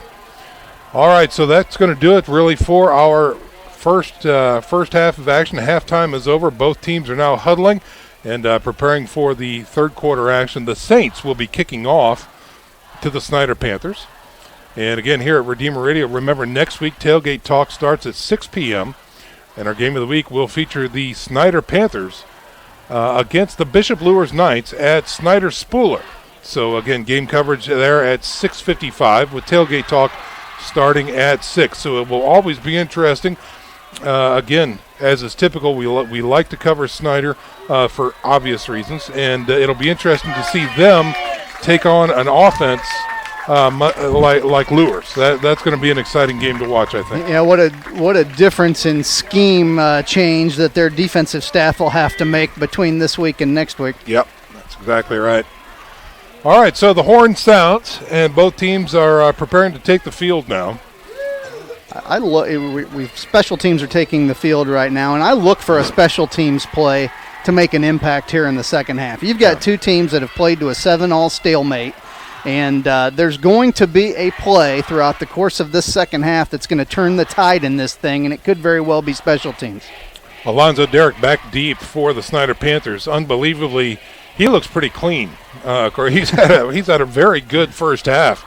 But that big number 12 is standing out pretty brightly there. So and there's not a lot of bright white jerseys over there, but he's one of them, and that just tells me that he's played a lot. Oh, yeah. So that tells me he doesn't get tackled very often. That's right, yeah. A lot of finesse out there. Back deep, too, is number 13, Elijah Maxwell, one of the up backs. And it looks like Filler will be launching this one for the Bishop Dwenger Saints. Again, in here in high school, they tee it up right at the 40-yard line. The Saints break huddle and line up. And it looks like he is going to move things over to the left hash mark. Or actually outside. No, yeah, he's going to put it right there. And third quarter action is moments away. Coach Kirk Timmons, 6-3 in his 10th year as the head coach. He's 6-3 against the Bishop Dwenger Saints. And again, in case you're just joining us here, we're getting ready to start the second half. 7-7 is your score. And Dwenger now kicks off to the Snider Panthers to start the second half. And it's taken to the corner down to about the 15-yard line, looking for some room, not finding any, and thrown out of bounds is a return man that time for Snider, number 13, Elijah Maxwell. Like a Lucas Crone on the tackle there for Excuse me, Gage Renbarger. Rather than 38, it's 36. Again, the mud got me on that one, Yep, Sean. that's right. And it will happen and continue to happen. Looks like Maxwell got about a 7-yard return that time out to about the 22-yard line. And here come the Snider Panthers on offense. They're led by number 17, John Barnes. I would expect the Panthers to look to get their tight ends involved in the second half here. Haven't had any touches for Dwenger or Mantell yet. He's got a new running back there. That's Lenny Bennett, who's now got the ball, and he's running around the left side following his blockers. Nice effective run that time out to about the 30-yard line. Well, you hit the nail on the head. Talk about following your blockers. He was grabbing on to the back of the jersey right. of his lead blocker and did an outstanding job following him through there. That he did. So we'll call that a gain of 8, right out to the 30-yard line, brings up a 2nd and 2. Nice first down for the Panthers. Now quarterback decides to keep it, looking for some room through the middle. He's thrown down by McGarry right at the line of scrimmage. Not much doing right there. Looked like a little quarterback ISO play behind the running back Bennett as lead block, and not much doing. Not much there at all. Nice spot, forward progress out to the 31-yard line. That's going to bring up 3rd and 1 for the Snider Panthers. Panthers moving right to left on your radio dial towards the scoreboard of Zollner Stadium. Here's the snap. Again, give to the tailback. He's in. He's got some room. He's got the first down, the 40, the 50, down to the 40, down to the 35. Tries to make a cut, makes the cut. He has 2 men and dropped finally at the 20-yard line. Great run by Lenny Bennett. I don't know if this was designed by the Panthers to get some fresh legs in there, or if Lockett's got something he's nursing, but those fresh legs are making an impact right now. It surely is. Great run that time, and now they're knocking on the door right at the red zone door. Here's a quick snap, looks to throw, screens it, flag comes out. My guess is we're going to have a procedure penalty. Yeah, I think that happened way too quickly, and it looks like Snider wasn't set. Yeah, I like the idea of going quickly, but the quarterback Barnes has got to make sure he's got all 10 guys set before he snaps. Well, Bennett on the previous play, that was a 50-yard run down to the Bishop Dwenger 20-yard line, and now a penalty against the Snider Panthers. You know, that's another thing. We really haven't called too many, especially with these field conditions. Yeah, it's hard to say it's a clean game in the mud, but it's been right. clean. Yeah. 1st and 15, quarterback gives it right up the middle. Not much there. Forward progress is going to be giving him a pickup of 2, maybe 3. Yeah, I've had T.J. McGarry in there again from the middle backer spot, along with 55 for the Saints, which I believe is Jared Manier. He's a player. 2nd and 14 now, and the quarterback play action, throws out to the flats. He's got his man. There's the adjustment, and it is caught in the flats to the right side, and that's going to bring up 3rd and short now for the Snider Panthers. Big Simon Dwenger, they finally got him involved. He's the Army recruit from the Snider Panthers, outstanding tight end. Great to see him involved in the offense. 3rd and 5, hurry up offense by Snider, and that's going to be a flag on the play. Again, they try to hurry up offense, and everybody knew the count except the center, I think.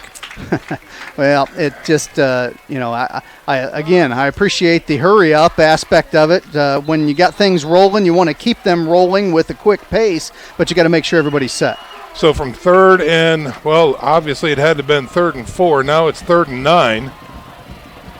3rd and long here for the Snider Panthers. From the shotgun, here's a snap, play action, looks to throw, guns it into the flats, in and out of the hands of the receiver, and incomplete. He was trying to get Maxwell.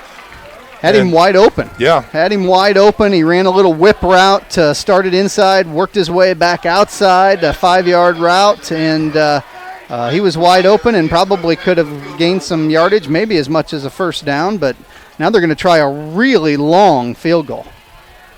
Is that Snoffer back there? No. Trent Ryder, number 96, will try and boot this one in the mud. It's going to be teed up at about the 27-yard line, it looks like. So a 37-yarder on the way for Ryder from the right hash mark. Here's the snap. Oh, it's through the holder's hands. It's a live ball. And Howe makes the recovery? No, he makes the stop. And the ball is now given back to the Bishop Dwenger Saints near the 35-yard line. That might be the big special teams play that they're looking for, even though they didn't really force the mistake. The mud, I believe, did, Sean. Yeah. But nonetheless, instead of 3 points for the Panthers, it turns out to be great field position for the Saints. Real quick, let's head down to the sidelines with Joey Colon. Real quick, guys, I've been really impressed with this Snider offense, especially the blocking of the wide receivers on the outside. That was the big thing that broke Lenny Bennett on the last that 50-yard run was the receiver blocking. Good observation. Yes, indeed. First and 10 for the Bishop Dwenger Saints now. Man in motion. Here's a snap. And again, it's going to be a interior give. Nothing there whatsoever. I believe that's Crone on the carry. Might even be a tackle for loss at the 35. Started in an empty formation, brought Crone from the right slot into the backfield on a little zone play to the left side, and almost telegraphed that play to the defense, to be honest with you. Yeah. Yeah, the timing was well off. He stopped right there at the quarterback, waited for the ball. That was, not a well-executed play. 2nd and 10 now for the Saints. From the shotgun, O'Keefe looks over the defense. He has a single setback. Here's a snap. He's looking to throws it to the flats. It's caught. And immediately hit is the receiver on the far side of the field. Lucas Crone, 5-yard hitch route from the slot receiver spot. We talked at halftime about them adjusting to that. They really haven't yet. Yep. Picked up 5 yards on that. Maybe they're happy with giving up the 5. Right. And have bigger fish to fry defensively. Eifert checks in for the Saints. 3rd and 5 coming up. Ball resting at the Saints' 40-yard line. Just under 8 minutes to go here in the third quarter. All knotted up at 7s. 2 wideouts to the right, 2 wide left. Empty backfield. Here's a snap. He looks to throw. Checking off. He's got pressure. He looks and fires incomplete behind his receiver. And that is going to kill the drive for the Saints. Interesting selection there in that series. The Saints were in shotgun all 3 plays of the series. They had so much success in the first half in their power run game, even though they only put 7 points on the board. It surprises me a little that they came out straight shotgun there. Right. So the Saints get the ball back at the 35-yard line. They move it 5 yards and are now in punt formation. And the score remains knotted up at 7. Filler has the ball. Great snap that time. Kick is up and away. And will trickle. Oh, it's taken on the run. Snider's got a return on their hands. He's down. And he just slips down near midfield.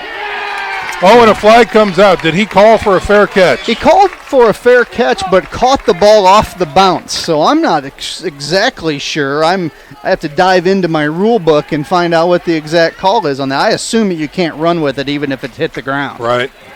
If you're the individual that caught the fair catch. But, so the flag comes out and the officials are talking about it.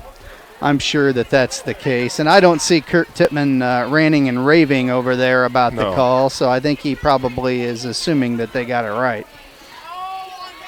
Coach Garrett is out talking to the official, making sure that they get this right as well. It will be a 5-yard variety penalty against the Snider Panthers from the spot, and that is going to take it down to about, I don't know, can you see that as about the 23? I think that's 22 or 23 there. Yeah, it's tough. It is tough. It's tough. It's all mud. It all looks the same. Yeah, there's no lines out there. The numbers are barely being able to see, and good times. Good times. Here comes Snider on offense. 7:36 remaining here in the third quarter. On 1st and 10, quarterback decides to keep it. Play action, dumps out to the outlet valve, and he's got a catch. Simon Dellinger again. I think that this is something that the Panthers obviously looked at halftime just like we did, Sean, and said, we've got 2 tight ends that are outstanding. We need to get them the ball. We'll call that a gain of 7. Brings up a 2nd and 3 for the Panthers.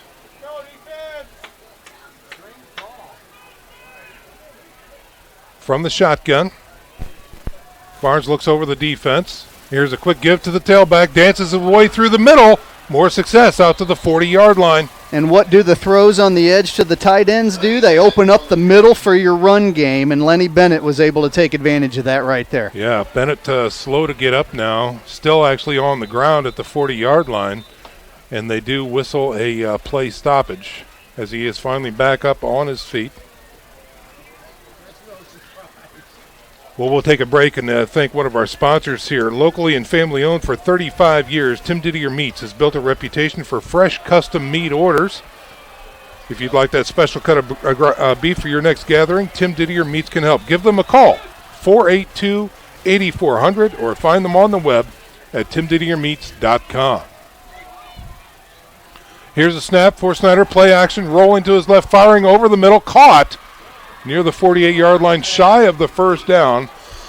Alonzo Derrick on a crossing route over the middle, made a really nice catch, went to his knees down on that muddy turf to grab that, and nice 8-yard gain on first down for the Panthers. 2nd and 2 now for the Panthers. Playbook wide open here, considering the field conditions. Here's a snap. He looks to throw, guns it. It's a little hitch to the slot receiver, and it will be enough for a first down. Believe that's Derrick again, getting him involved in the pass game. They have opened up the playbook in the second half. That they have. We just had a bank of lights go out here at Zollner Stadium. We thought it was tough to see earlier, Sean. I know, right? I don't know if the extra light is going to adds too much glare, I think. Yeah, I'm not sure us turning on the lights in the press box will help them on the field. Andy. No, it won't. Now, will they continue play is the question. Why not? We haven't seen anything all night. Why start now? 6:36 to go here in the third quarter.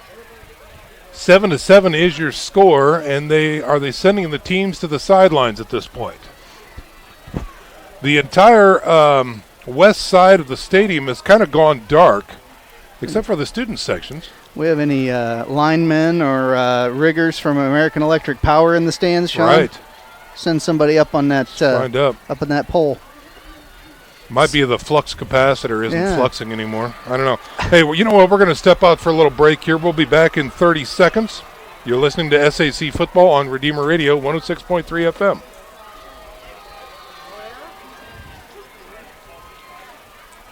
You know, I'm about.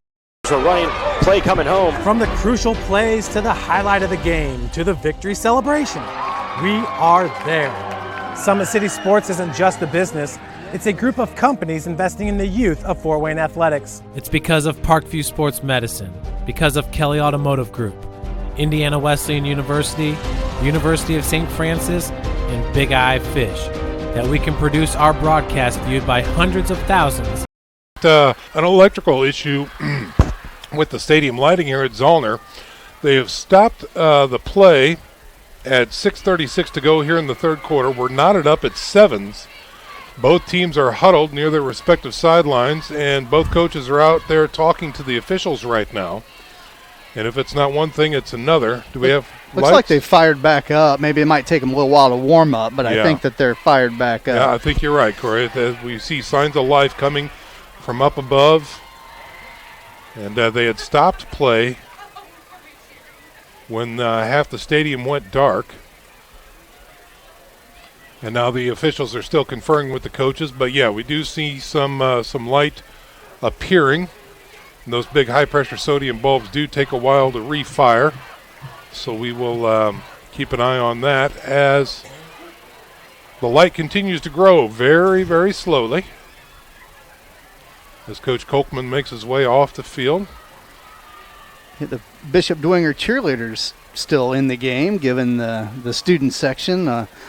A lot of pep down there, so the kids are still enjoying themselves. Well, just a reminder, folks, next week, barring any other power outages, Redeemer Radio will again be featuring the Snider Panthers as they take on the Bishop Lures Knights at Snider Spooler. Tailgate talk will be at 6 p.m., followed by our Game of the Week coverage at 6:55. And again, if you can't listen live at 106.3 FM, you can catch us around the world at RedeemerRadio.com. I think we'll go ahead and burn another 30-second timeout here. When we come back, we'll give you an update as to the play, if in fact it does happen soon. So stick around, folks. Back in 30. You're listening to Redeemer Radio, 106.3 FM. Kelly Automotive Group is simple, transparent, reliable. Simple. Our customer specialists make buying a car easy and fun. Transparent. Our price listed is the best price. No hassle, no gimmicks. Reliable. Buy with confidence and peace of mind. We work hard to ensure the best value however you shop. Choose from over 60 vehicles under $10,000. Visit drivekelly.com. The Kelly Automotive Group. Simple, transparent, reliable. The stadium lights are hopefully going to continue to grow and be reset. We do have a report up here in the press box that some miscreants were involved. Does that make me sound like an old man, Corey? No. No? I don't even know what that word means, but... yeah, two kids that flipped the lever on the box. That's what that means, I think. So, again, unconfirmed. I think they were wearing Concordia apparel. That's not true at all. That's not true. Wow. I think it was maybe Nick Gray's kids. Nick, what do you have for us? Well, I don't think those lights are coming back on, guys. Is that right? Yeah. You've been reporting that they're starting back up. They are off. Okay, maybe it's the light coming out of the press box. So, Yeah. But it does look like they're talking out there, and I think we might see this one just get going again. All right. But time will tell. Well, send Cologne out there to talk to the officials and just say, hey, what the heck's going on? And let us know how that goes. He's going. Nick, do you have any other scores for us while we got a break here? Yeah, that's a good idea. Yeah. Bishop Luers is leading Southside 21-0. Concordia is over at Carroll, and right now Concordia is leading 27-14. Northside at Northrop. Northrop's winning that matchup 26-14. And the other big one is Homestead's over at Wayne, and that one right now Homestead's leading 14-7. But looks like we're going to get going again here, guys. So back up to you. All Live right. action. All right, so we are back to live action here. It is 1st and 10 for the Snider Panthers. Ball is at the Dwenger 46-yard line. And Barnes is going to be in the shotgun with a single setback out of the pistol. Here's a snap. Again, give to that tailback right through the middle. Plows his way into the linebacker core. Power play off the right side by the Panthers. Followed his lead block of that pulling guard was Anias Lockett. And looks like Lenny Bennett has come back in the game. So whatever was ailing him, he appears to be okay with. 2nd and 6 now coming up for the Snider Panthers. And this is again going to be a play action, throwing back across, nearly picked and incomplete that time. Double coverage and an incomplete pass. Yeah, just a crossing route again by number 12, Alonzo Derrick over the middle, but just couldn't connect. Yeah. All right, so this is going to be a test. It's not going to be 3rd and short. It's 3rd and 6 coming up for the Panthers. And now we've got stoppage, whistles blowing. As the official comes in and resets the ball back about a yard and a half. How could he tell? Yeah. It's a curve in the mud, maybe. All right, here we go. Snider on 3rd and long. Man in motion to the far side. Here's a snap. Oh, ball is on the ground. Bad transaction. He has to cover it. Did he get the ball back is the question. Wow. I think he did. Simply a drop the ball after the play action fake, and probably had some mud on it, some grass on it, and little ball handling error there. And you got to wonder, when the official moved that ball back, was that on the official? From one mud puddle to another. That's right, yeah. All right, so the play action dissolves, and that's going to bring up 4th and long with a loss on the play. Going to bring up 4th and 11 for Snider, and the punt team comes on. Looks like Lytle and Ellinger back there for the Saints. Here's a snap. Good snap that time. Kick is up and away. Nice kick that time. Fair catch called for near the 10-yard line. Boy, that's an outstanding kick. It looked like 95. Keegan Snoffer punting that away for the Panthers, and to fly that on the air with tremendous hang time and drop it in at the 10-yard line, you can't ask for anything more than that. That's a weapon right there.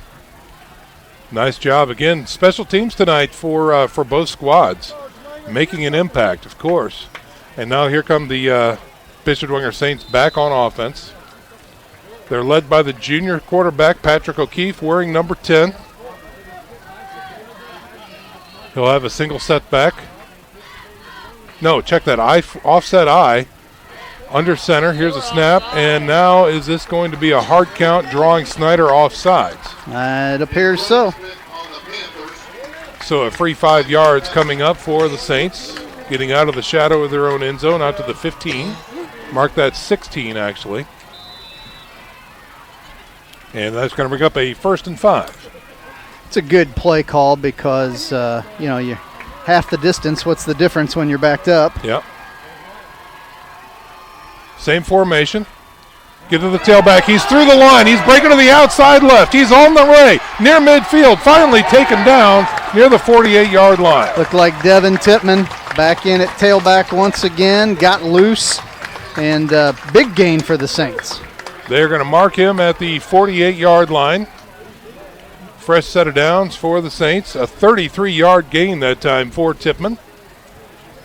And O'Keefe comes in from the sidelines with 4:52 remaining here in the third quarter. We're knotted up at 7th. Saints driving. Just shy of the midfield stripe at the 47.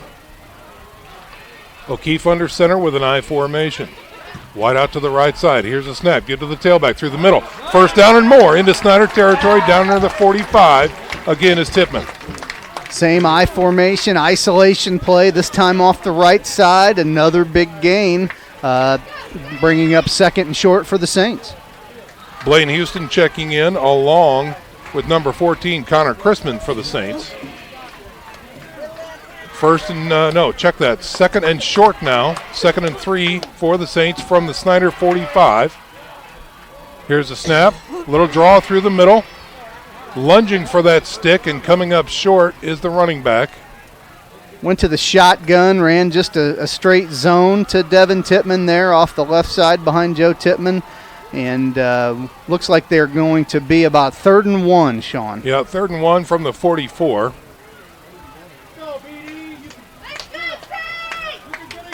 Might see another hard count here. Yeah, Crone checking out. Ellinger checking in. I formation. They need a yard. 3rd and 1 from the 44 of Snider. Get to the tailback. He's got it. And a little bit more. Down close to the 40-yard line.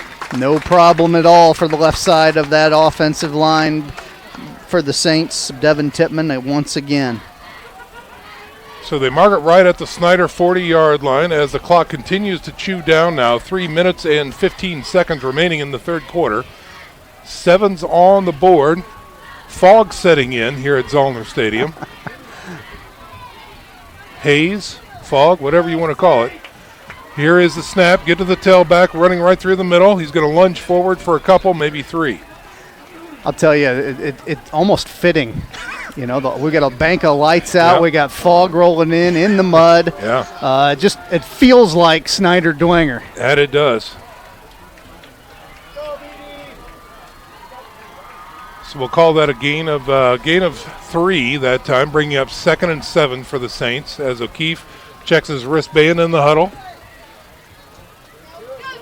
And here come the gold helmets to the line. 2 wide outs to the left, single setback, 1 wide right. Here is a snap, little low, play action, looks to throw, going deep, vertical, he's got his man, it's open, caught near the 4-yard line. A perfect post route pass off of play action from Patrick O'Keefe to Griffin Eifert, right down the middle of the field. Beautiful completion, and as another bank of lights goes out on the field, Wow. Saints have 1st and goal from the 5. That they do. Beautifully thrown ball that time. O'Keefe laid it right in the breadbasket of Eifert as he was streaking down the field. He had 2 steps on his man, and that was enough. And now the Saints are set up inside the 5 to about, well, check that. They have them at the 7. I don't think that's right. I think it's at the 4-yard line. Power eye left. Here's Tippmann with a blast. Left side. TJ Tippmann, left side power, ISO play. What the Saints have been using all season long to punch it in the end zone in these situations. And so you've got 2nd and goal from the 3, 2 or 3 here. Wouldn't shock me if they give it to McGarry or Ellinger.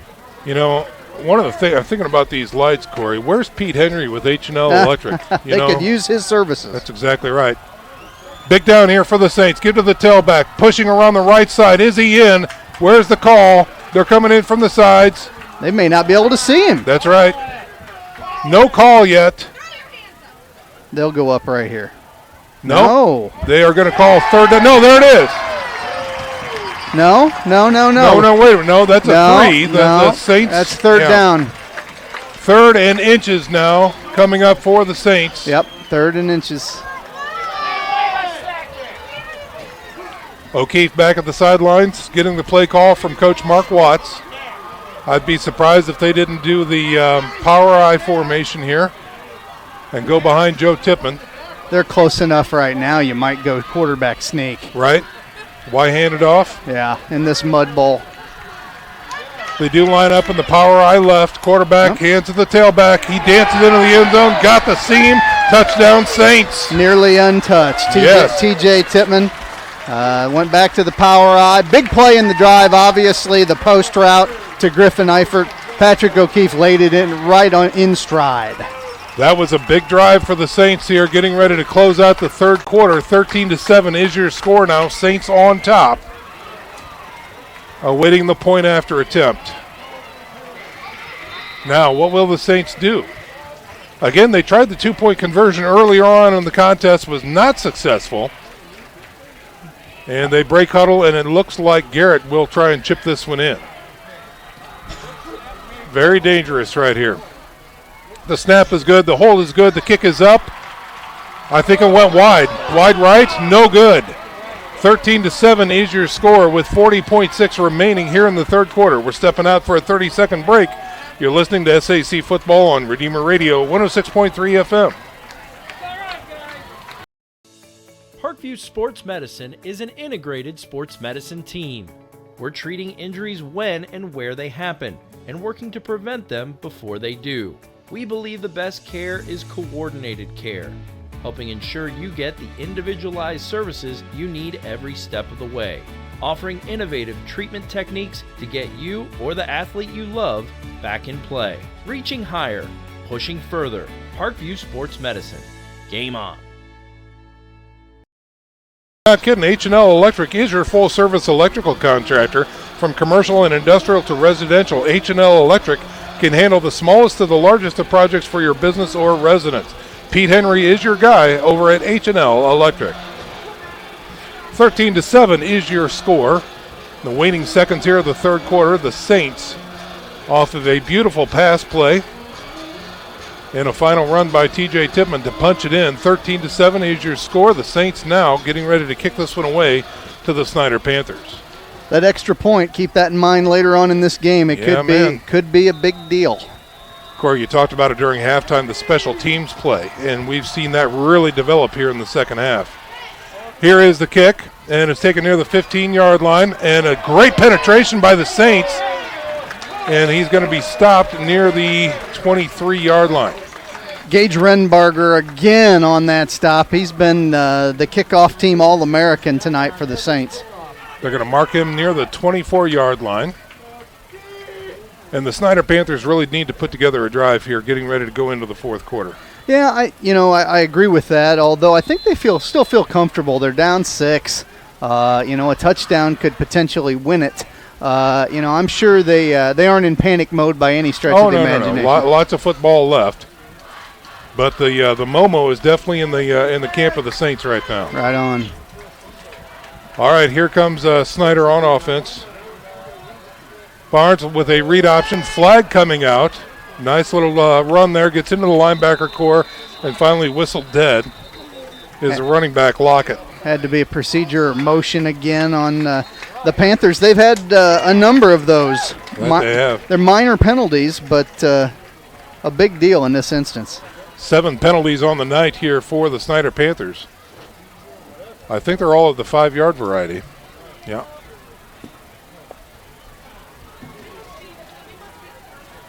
The officials confer, and then they finally move the ball back.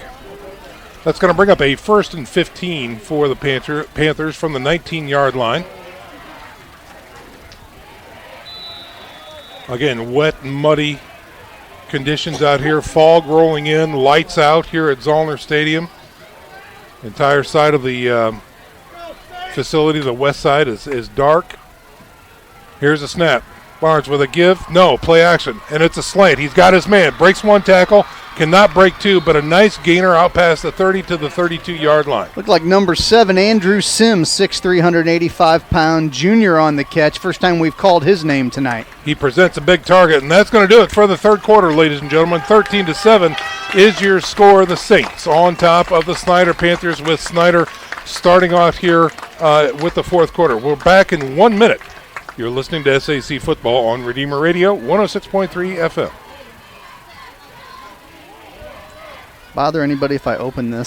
Kelly Automotive Group is simple, transparent, reliable. Simple. Our customer specialists make buying a car easy and fun. Transparent. Our price listed is the best price. No hassle, no gimmicks. Reliable. Buy with confidence and peace of mind. We work hard to ensure the best value however you shop. Choose from over 60 vehicles under $10,000. Visit drivekelly.com. The Kelly Automotive Group. Simple, transparent, reliable. Okay. All right. And I got H&L.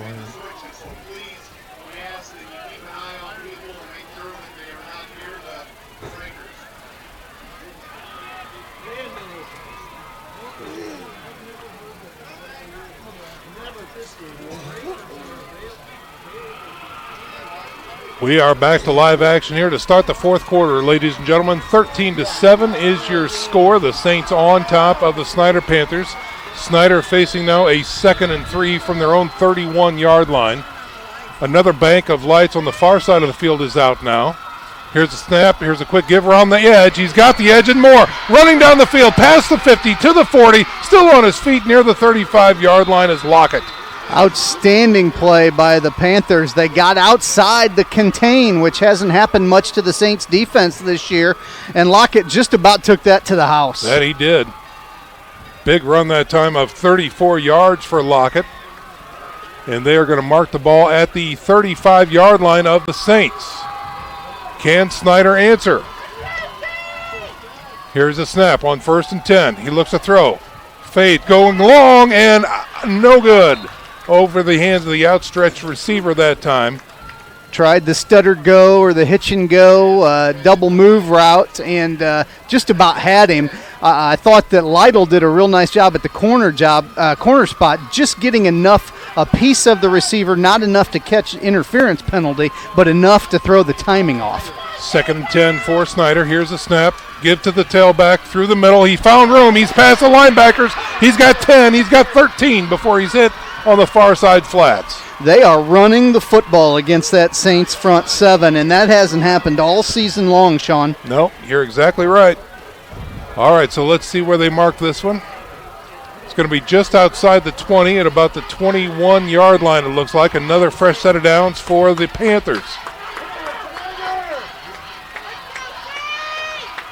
Panthers check off, look to the sidelines. From the shotgun, here's a snap. He looks to throw, fires, hitch. He's got his man. That's going to be caught for a gain of, looks like about 6, maybe 7.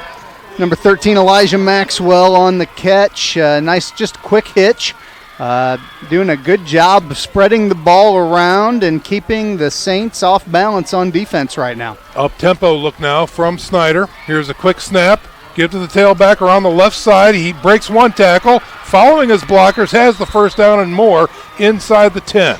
The Panthers do such a good job on that power play where they pull, it's a power or a counter, and they pull that backside guard, and Lockett's doing an outstanding job of following that block and cutting off of it. That he is. 1st and goal now for Snider inside the Dwenger 10, and Coach Kolkman needs a timeout.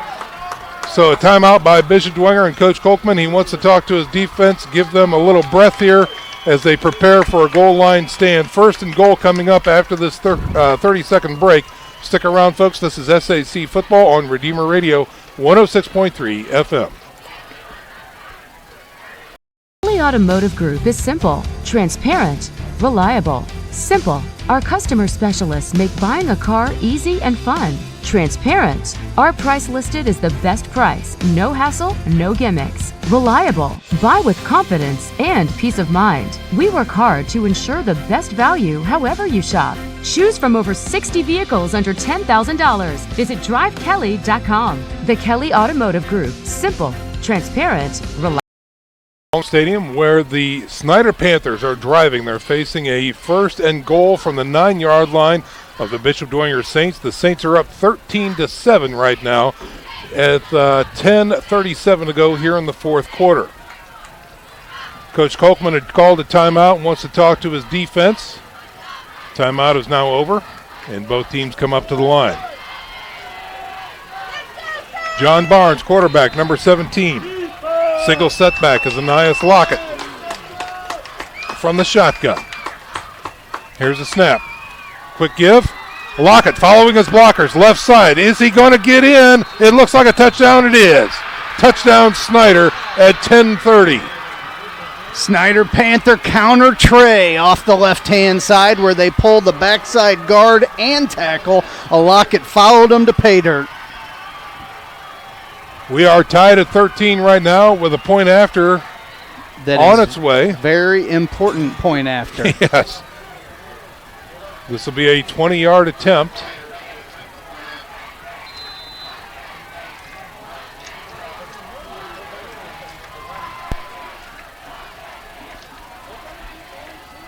Here's the snap, the hold, the kick.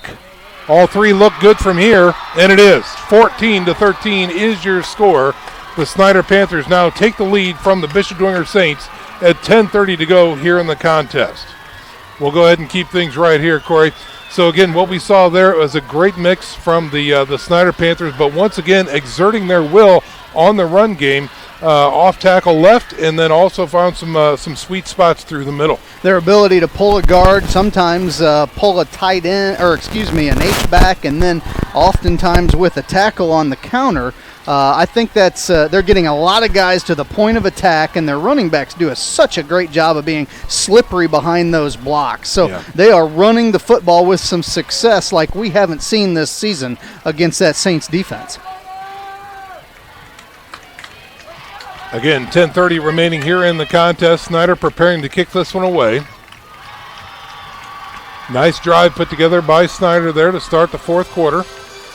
Both offenses have opened it up a little bit here in the second half and doing some things that we didn't really see in the first half. So more of an exciting brand of football from both sides.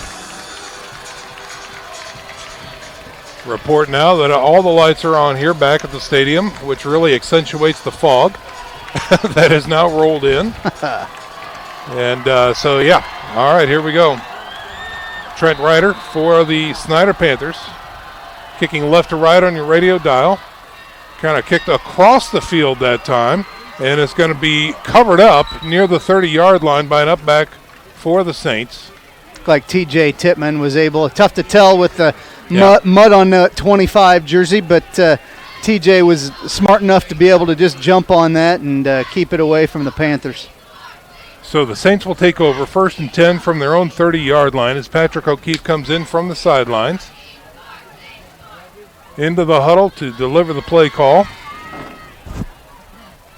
Again, Saints trail by 1 point, 14-13 is your score. Snider on top. O'Keefe will have an I formation behind him as he gets up under center.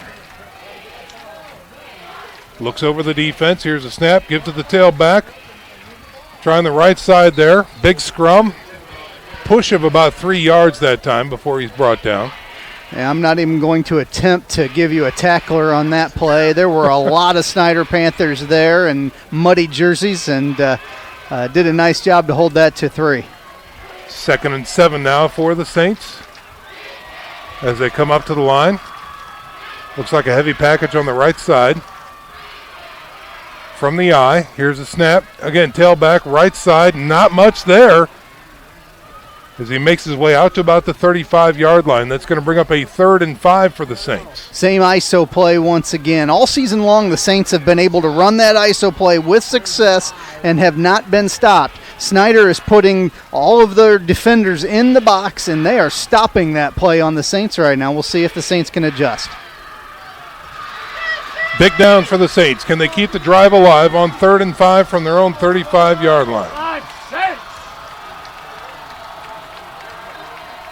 O'Keefe now in the shotgun with a single setback. 2 wideouts to the left side. Play action. He looks to throw. He's got time. Still looking. Gets to the outside. Now dumps it downfield and throws it out of bounds. No good. Wanted to run their crossing routes again. One of the receivers fell down, and then Patrick O'Keefe got chased out of the pocket. He threw it out of bounds to get rid of it, avoid the sack, and live to fight another play.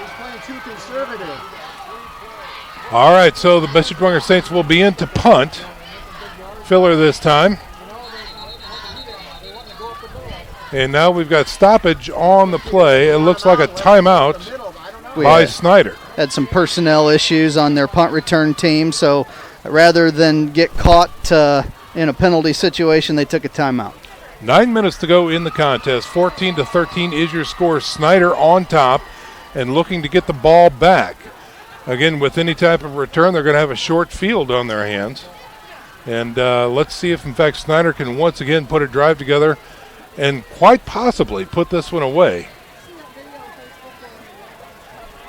Again, Corey, we talked about it during one of the breaks, that this game, as is always the case, it could be that the team with the ball last wins this contest. It's entirely possible. Both offenses have come alive to a certain extent, although the Saints got stopped on that series. The Snider Panther offense certainly has come alive in the second half. Yeah, the Dwenger defense is really going to have to stiffen at this point. And they've been on the field a lot in this half, too. They have. Alonzo Derrick, the single man back for the Snider Panthers. Filler, again, great snap right there. He gets the ball away. End over end kick. Takes a sidewards bounce and finally covered up by the Bishop Dwenger Saints inside the 30 at about the 28-yard line. Well, folks, just to take another little thank you opportunity here to Notre Dame Federal Credit Union, Redeemer Radio would like to thank Notre Dame FCU for their continual support of our Catholic high school sports coverage in Fort Wayne. That's Notre Dame Federal Credit Union. 14-13 is your fourth quarter score here with 8:52 remaining in the contest. Snider on top by 1 and back on offense. They are led by John Barnes, number 17. He is a 5'10", 165-pound quarterback. Working out of the pistol formation, typically a single setback back there.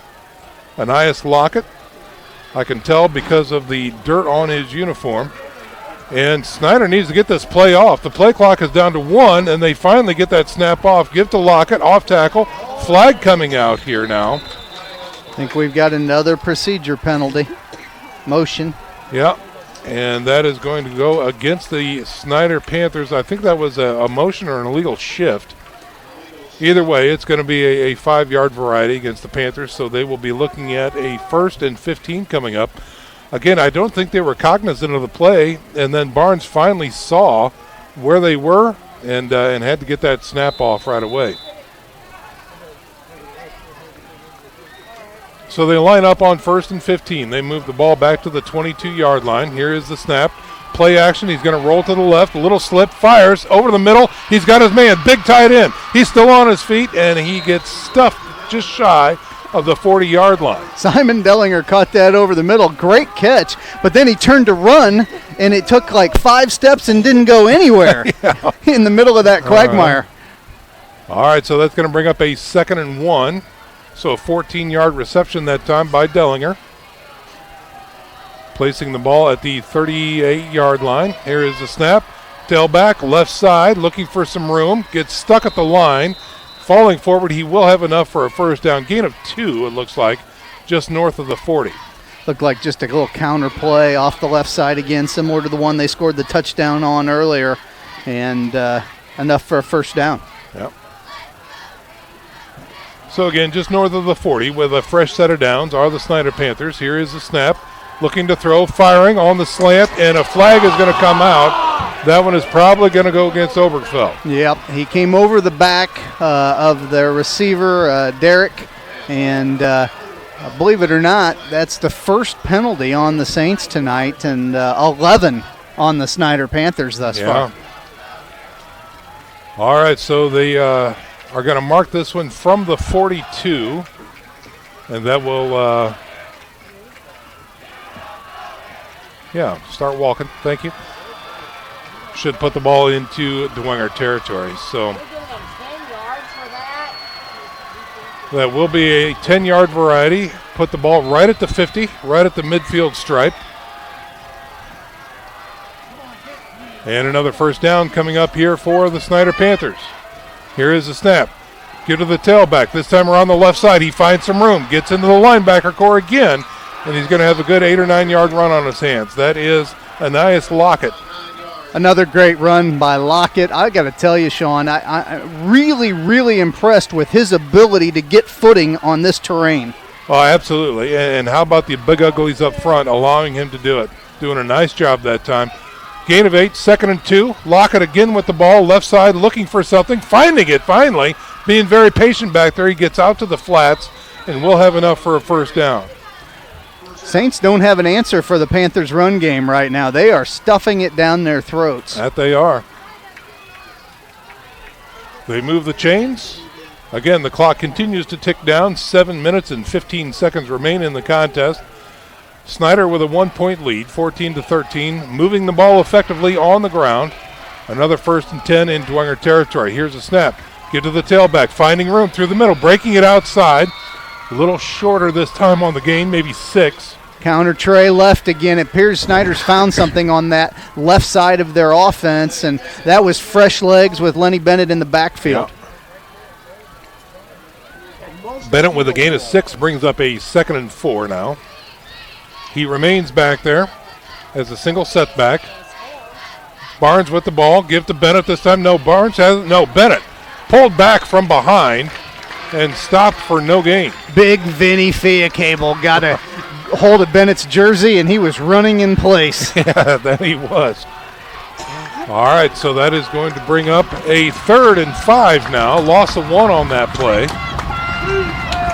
Saints faithful are on their feet. Here's a snap. We've got a whistle. False start against Snider again. Incredible. Turn 3rd and 5 into 3rd and 10. Just what you cannot do in that situation. Not at all. Brings up a 3rd and 10, and they move it back to the 38-yard line of Bishop Dwenger.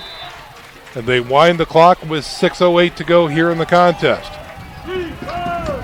Big down here for Snider. It was 3rd and 5. Now it is 3rd and 9. Now 3rd and 9.5. For them to get a tight end involved.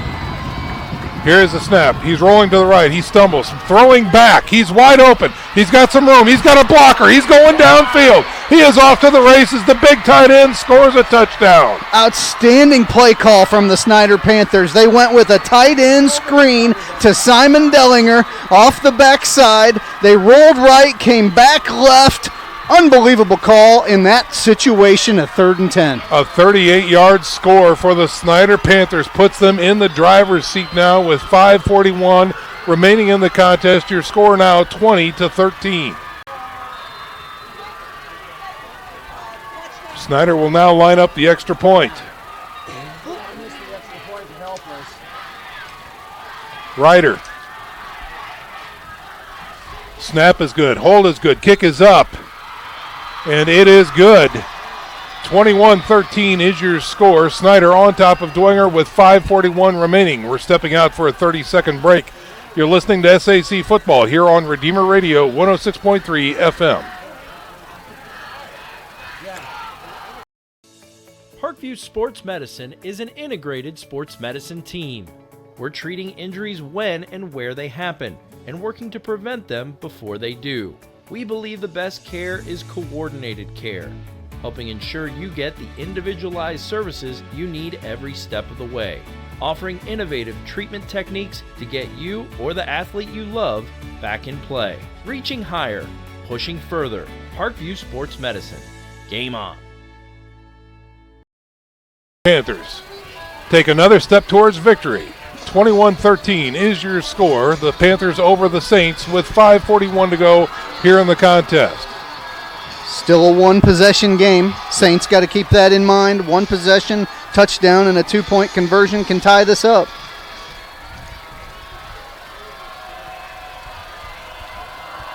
Snider preparing to kick off, using the left hash mark. From the 40. Here is the left-footed kick. Right through the middle. It'll take a hop in and out of the hands of the receiver. Finally picked up, stumbling. Getting some room this time is Steele. He is hit by a wall near the 20-yard line and finally taken down. Truly rumbling, bumbling, and stumbling through the mud back there on that return was Howie Steele. So they will mark it just north of the 20, give him forward progress out to about the 22-yard line, it looks like. And O'Keefe and company, they've got their work cut out for them.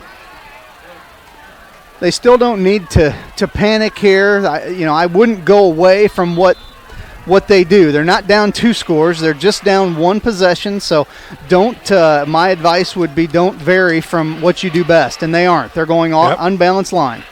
I formation, give to the tailback through the middle, finds a little seam in there, gets to the linebacker core. And that's Devin Tippmann on the carry, gets north of the 25 out to about the 27. Unbalanced line, ISO play. Let's check in with Joey Colon. Watching Devin Tippmann run through that line, he hits the hole so hard that if you even give him a little cavity, he's going to get 3 yards no matter what. Yeah, it's great to see. That's a great observation. Call that a gain of 5, brings up 2nd and 5 for the Saints. From the shotgun now is O'Keefe. He looks to throw on 2nd down. Throws over the middle. He's got his man. That's Eifert with the catch. Breaks 1 tackle, cannot get out of the shoestrings, but it is enough for a Saints first down. Very accurate ball on that. It looked like a slant or a mini post, skinny post route to Eifert over the middle of the field, sort of down the seam is where he officially caught it. But we've given the Saints a hard time about their ability to throw accurately, and they have been on the money tonight. That they have. They takes the ball out to the 39-yard line, fresh set of downs. Now they open things up again on 1st and 10. 2 wideouts to the right, 1 wide left. Single setback, O'Keefe in the shotgun. Snap, tailback, bouncing it outside. No, stuck in the backfield. He's going to be dropped for a loss of 1. Giannini Belizaire right there for the Snider Panthers from the defensive tackle spot. Made a big play in the backfield. Looks like about a loss of 1. Ball now resting at the 38-yard line. Going to be under 4 minutes to go here in the contest when the Saints execute this play. And it looks like an empty backfield for O'Keefe. 2 wideouts left, 2 wideouts right. 5 on the play clock. Is he aware? O'Keefe looks to be taking his time. 2, 1. Finally gets the snap. Looks to throw. Slant and incomplete that time. Had 2 receivers in the same spot there. I'm sure that wasn't the design of the play call. No. Mistake on somebody's part in their route running. Stops the clock at 3:39. And really kind of the first glimmer of a failed execution on a pass play there for the Saints tonight. Yes, it was. Yeah. All right, 3rd and long now for the Saints. From the shotgun, he's got 2 wide receivers on the short side. Here's a snap. O'Keefe looks to throw, plants, fires. He's got his man. He still has it, and then again is Griffin Eifert with a tremendous catch for the Saints. Really, other than Crone in the slot on their hitch routes, Eifert's been their only target down the field tonight, and it's been successful. An 18-yard throw and catch that time by the Saints. Takes the ball into Snider territory, down to the 43-yard line.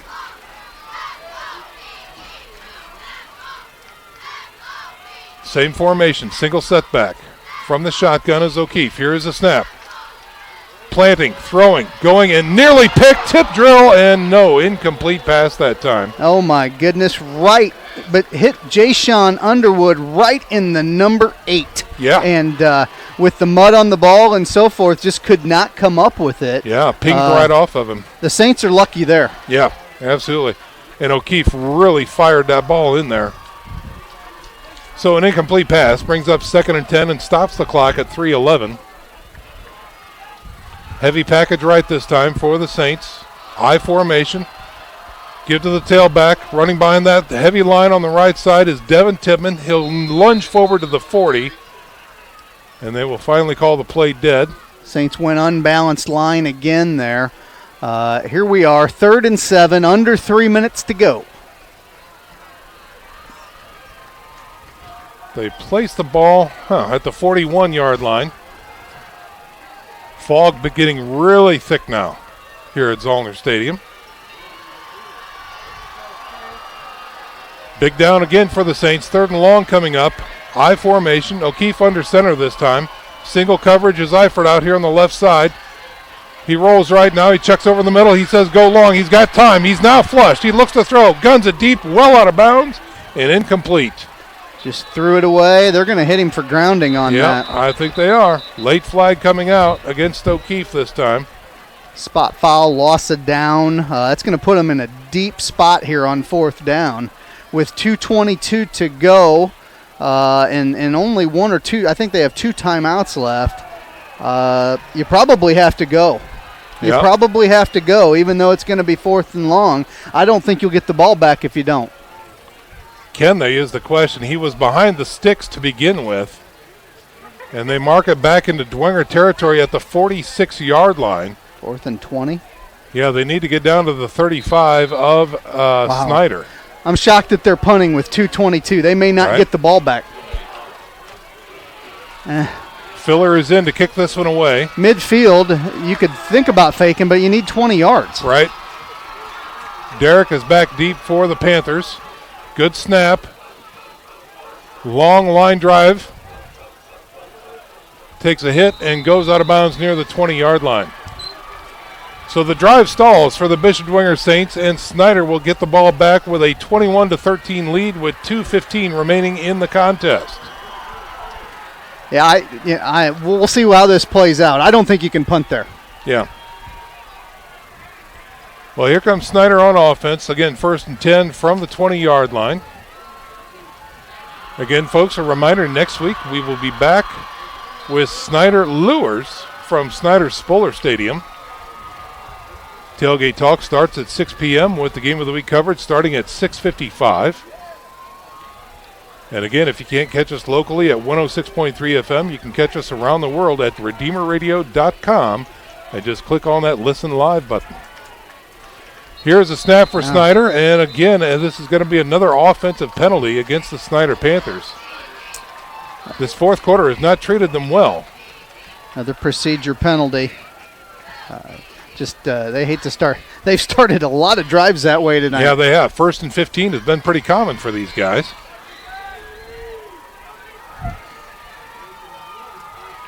And they move the ball back to the 15 on 1st and 15. Barnes from the shotgun. Here's a get to the tailback. He finds some room, gets into that core, and he is finally knocked down near the 30-yard line. That is a 15, maybe a 16-yard gain. That'll be enough for a Snider 1st down. Lenny Bennett on the carry, ran a counter tray again, a signature play for that Snider Panther offense, and success once again. The Saints still haven't figured out how to stop that. No, they haven't. And again, hats off to Bennett and Lockett. Again, both of these guys really doing a fine job from that tailback position. They're going to use all 40 seconds in the play clock at this point. The Saints have 2 timeouts left, but they're not using them. Nope. 1st and 10 for Snider. Under 2 minutes to go now in the contest. Here is the snap, a little high. Give to the tailback through the middle. Again, nice patient run, getting into the linebackers, and finally we've got a timeout on the field. Same play, counter tray. It seems to be their bread and butter tonight for sure. Yeah, and instead of bouncing it outside, he took this one through the middle. Still successful. A gain of 7, maybe 8 there. Brings up 2nd and short for the Snider Panthers. And a timeout on the field. We're going to go ahead and send it down to Nick Gray, who hopefully has some updates for us from around the area. Nick, do you have yours on? I sure do, guys. Right now we've got Bishop Lures leading Southside 34-8. Concordia is extending their lead over Carroll 40-14. Northside over at Northrop right now, that's a 25-24 with Northrop leading that one. Homestead at Wayne. Homestead's leading 14-13. So that's a crazy game too. We do have Angola. Keep an eye on Angola because Saints may see them. They're leading Garrett 40-0. And then Warsaw's over at Northwood. And right now Northwood's winning that one 14-0. And the other one, guys, Leo's probably going to beat Columbia City here 31-10. Back up to you. All right, thanks, Nick Gray. 1:34 remaining here in the contest. Snider after the timeout, 21-13 is your score. Snider on top. Give to the tailback. Again, the counter, finding some room. Gets a first down out to the 40-yard line before Obergefell brings him down. That's the ball game, Sean. That effectively ends it with the 40-second play clock and the Saints with one timeout. Turn the lights out. And they continue to wind the clock as Snider again looks over to the sidelines, having plenty of time here. You don't know if you're going to convert on 4th and 20. I know it's not something that is easy to do, but punting away with 2:22 with only 2 timeouts was a tough decision. That's a tough call. Yep, absolutely right. Barnes in the shotgun, waiting for the 7-second play clock. Finally gets a snap this time. Again, right up the middle. Takes it out to about the 48-yard line. And it looks like Bishop Dwenger is going to burn their final timeout. So for all intents and purposes, unless a fumble and a touchdown recovery and a successful 2-point conversion happen within the next couple of plays, Bishop Dwenger will fall. The Panthers can kneel on it now. Yeah, that's true. They can. Yeah, with no way to stop it. This is it. This will do it.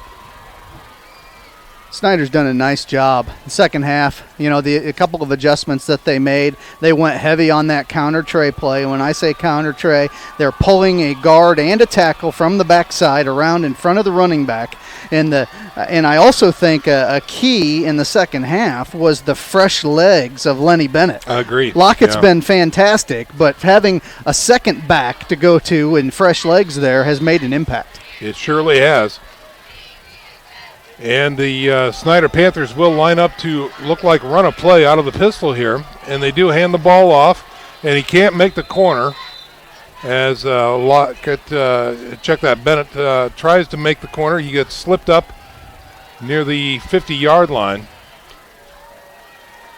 One snap inside of 40, and it's over. The Snider Panthers on their way with a huge victory tonight over the Bishop Dwenger Saints. The Mud Bowl favored the run game of the Snider Panthers compared to the Bishop Dwenger Saints. And they did just enough effectively to come out of here with a victory.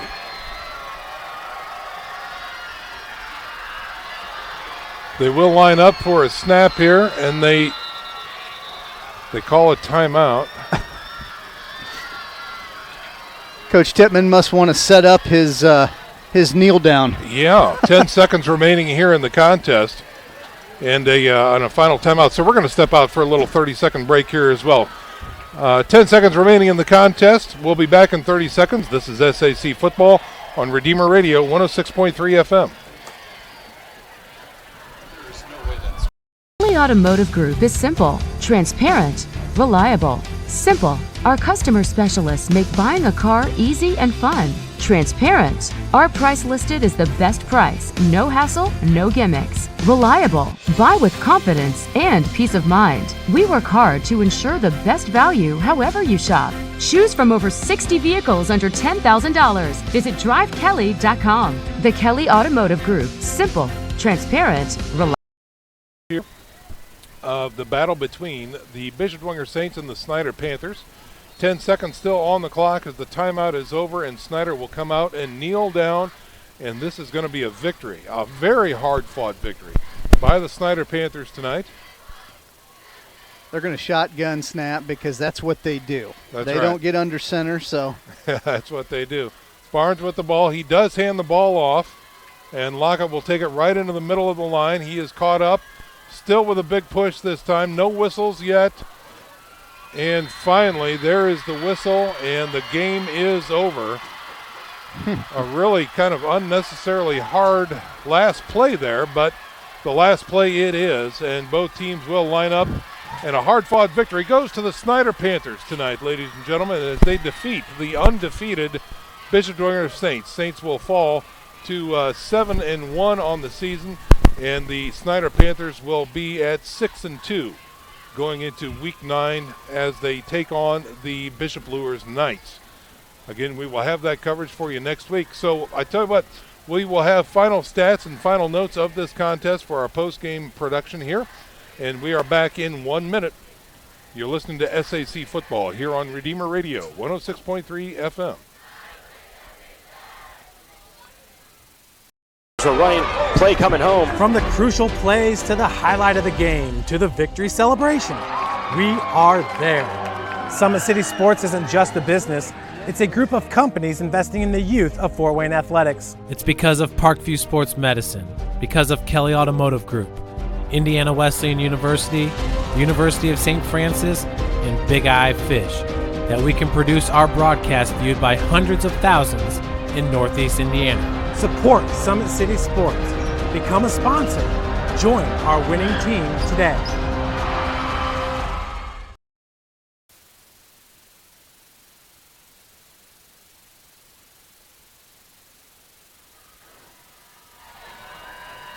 Ten seconds. Stand by.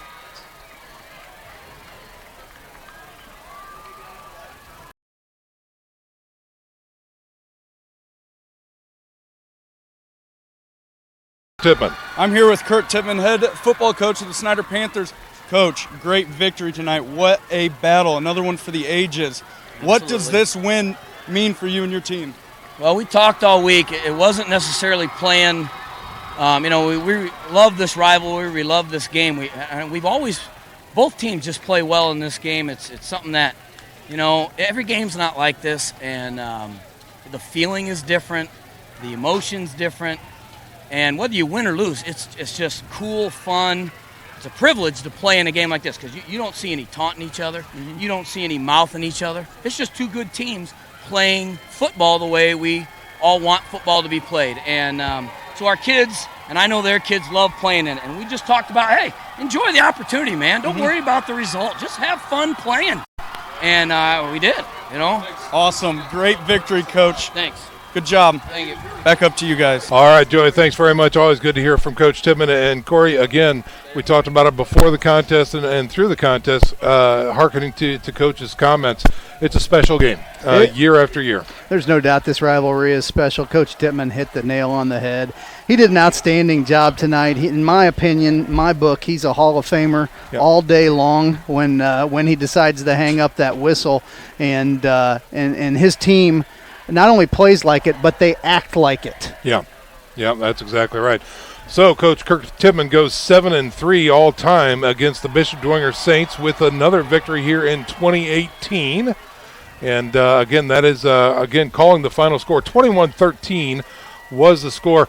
Corey, when we talk about differences in the game, and every game comes down to typically a handful of plays, but for me, I think tonight it comes down to a handful of executions as well as schemes.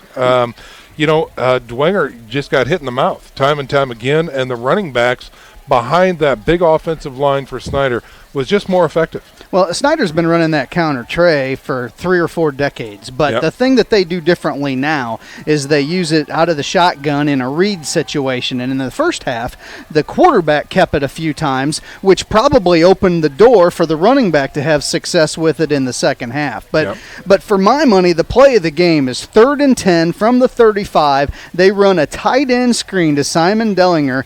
They roll right, they throw back left, and it's a play I understand they've been working on for 3 weeks or so, but I've not seen it in any film that they've played or any games that they've played on film.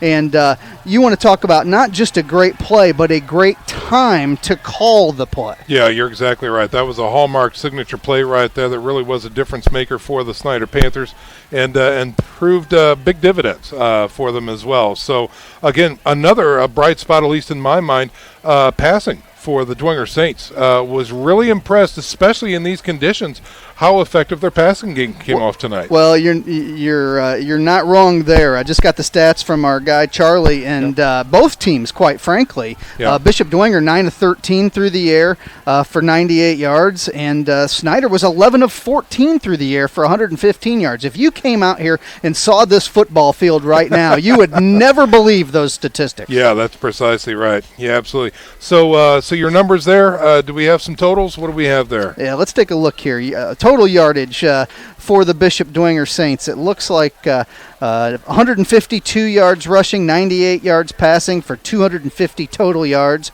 But here's the tale of the game in my mind. For the Snider Panthers, you've got 115 yards passing, but 255 yards rushing, 370 total yards, but 255 on the ground. Coach Casey Kolkman says that they live and die by stopping the run, and tonight they died by it. Yep, that's precisely right. All right, folks, well, hey, that's going to do it for our coverage tonight. Very special thanks to you, our listeners, for being with us. And, again, stick around next week as we wrap up regular season play.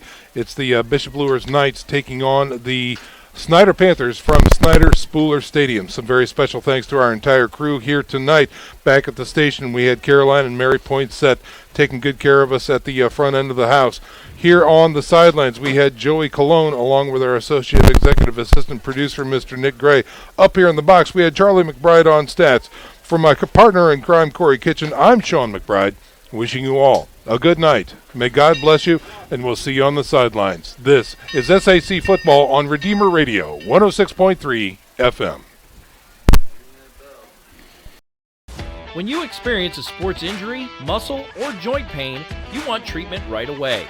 Parkview Ortho Express provides same-day orthopedic and sports injury care without referral or appointment, offering diagnostics, x-rays, the region's only body composition DEXA scan right inside of the Sport One Parkview Fieldhouse. Walk in Monday through Thursday, 7 to 7, Friday, 7 to 5, and Saturday, 8 to noon. For more information, go to parkviewsportsmedicine.com/orthoexpress.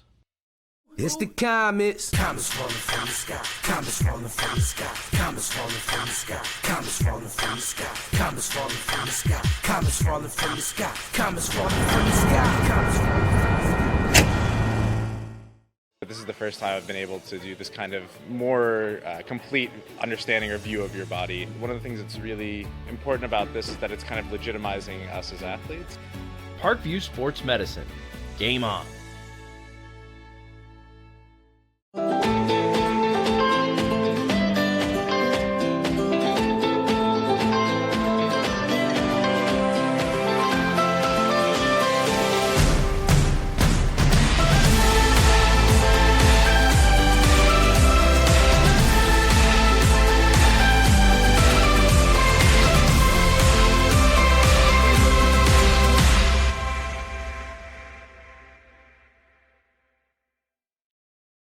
The Kelly Automotive Group is simple, transparent, reliable. Simple. Our customer specialists make buying a car easy and fun. Transparent. Our price listed is the best price. No hassle, no gimmicks. Reliable. Buy with confidence and peace of mind. We work hard to ensure the best value however you shop. Choose from over 60 vehicles under $10,000. Visit drivekelly.com. The Kelly Automotive Group. Simple, transparent, reliable. Concussions. They're a concern for parents of athletes in any sport. That's why Parkview Sports Medicine is leading the way with the area's first Concussion Clinic. Our integrated sports medicine team utilizes an innovative, evidence-based approach to manage athletic-related head injuries in those 14 and older, providing comprehensive care to get the athlete you love safely back in play. To schedule an appointment, call Parkview Sports Medicine at 266-4007. Reaching higher, pushing further. Parkview Sports Medicine. Game on. Get mad about blue. Get mad about your Fort Wayne Mad Ants. When looking for the best basketball action in town, it's the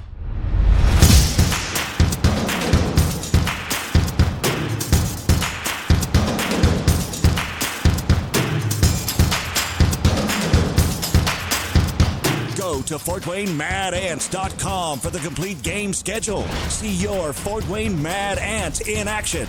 Get mad about blue.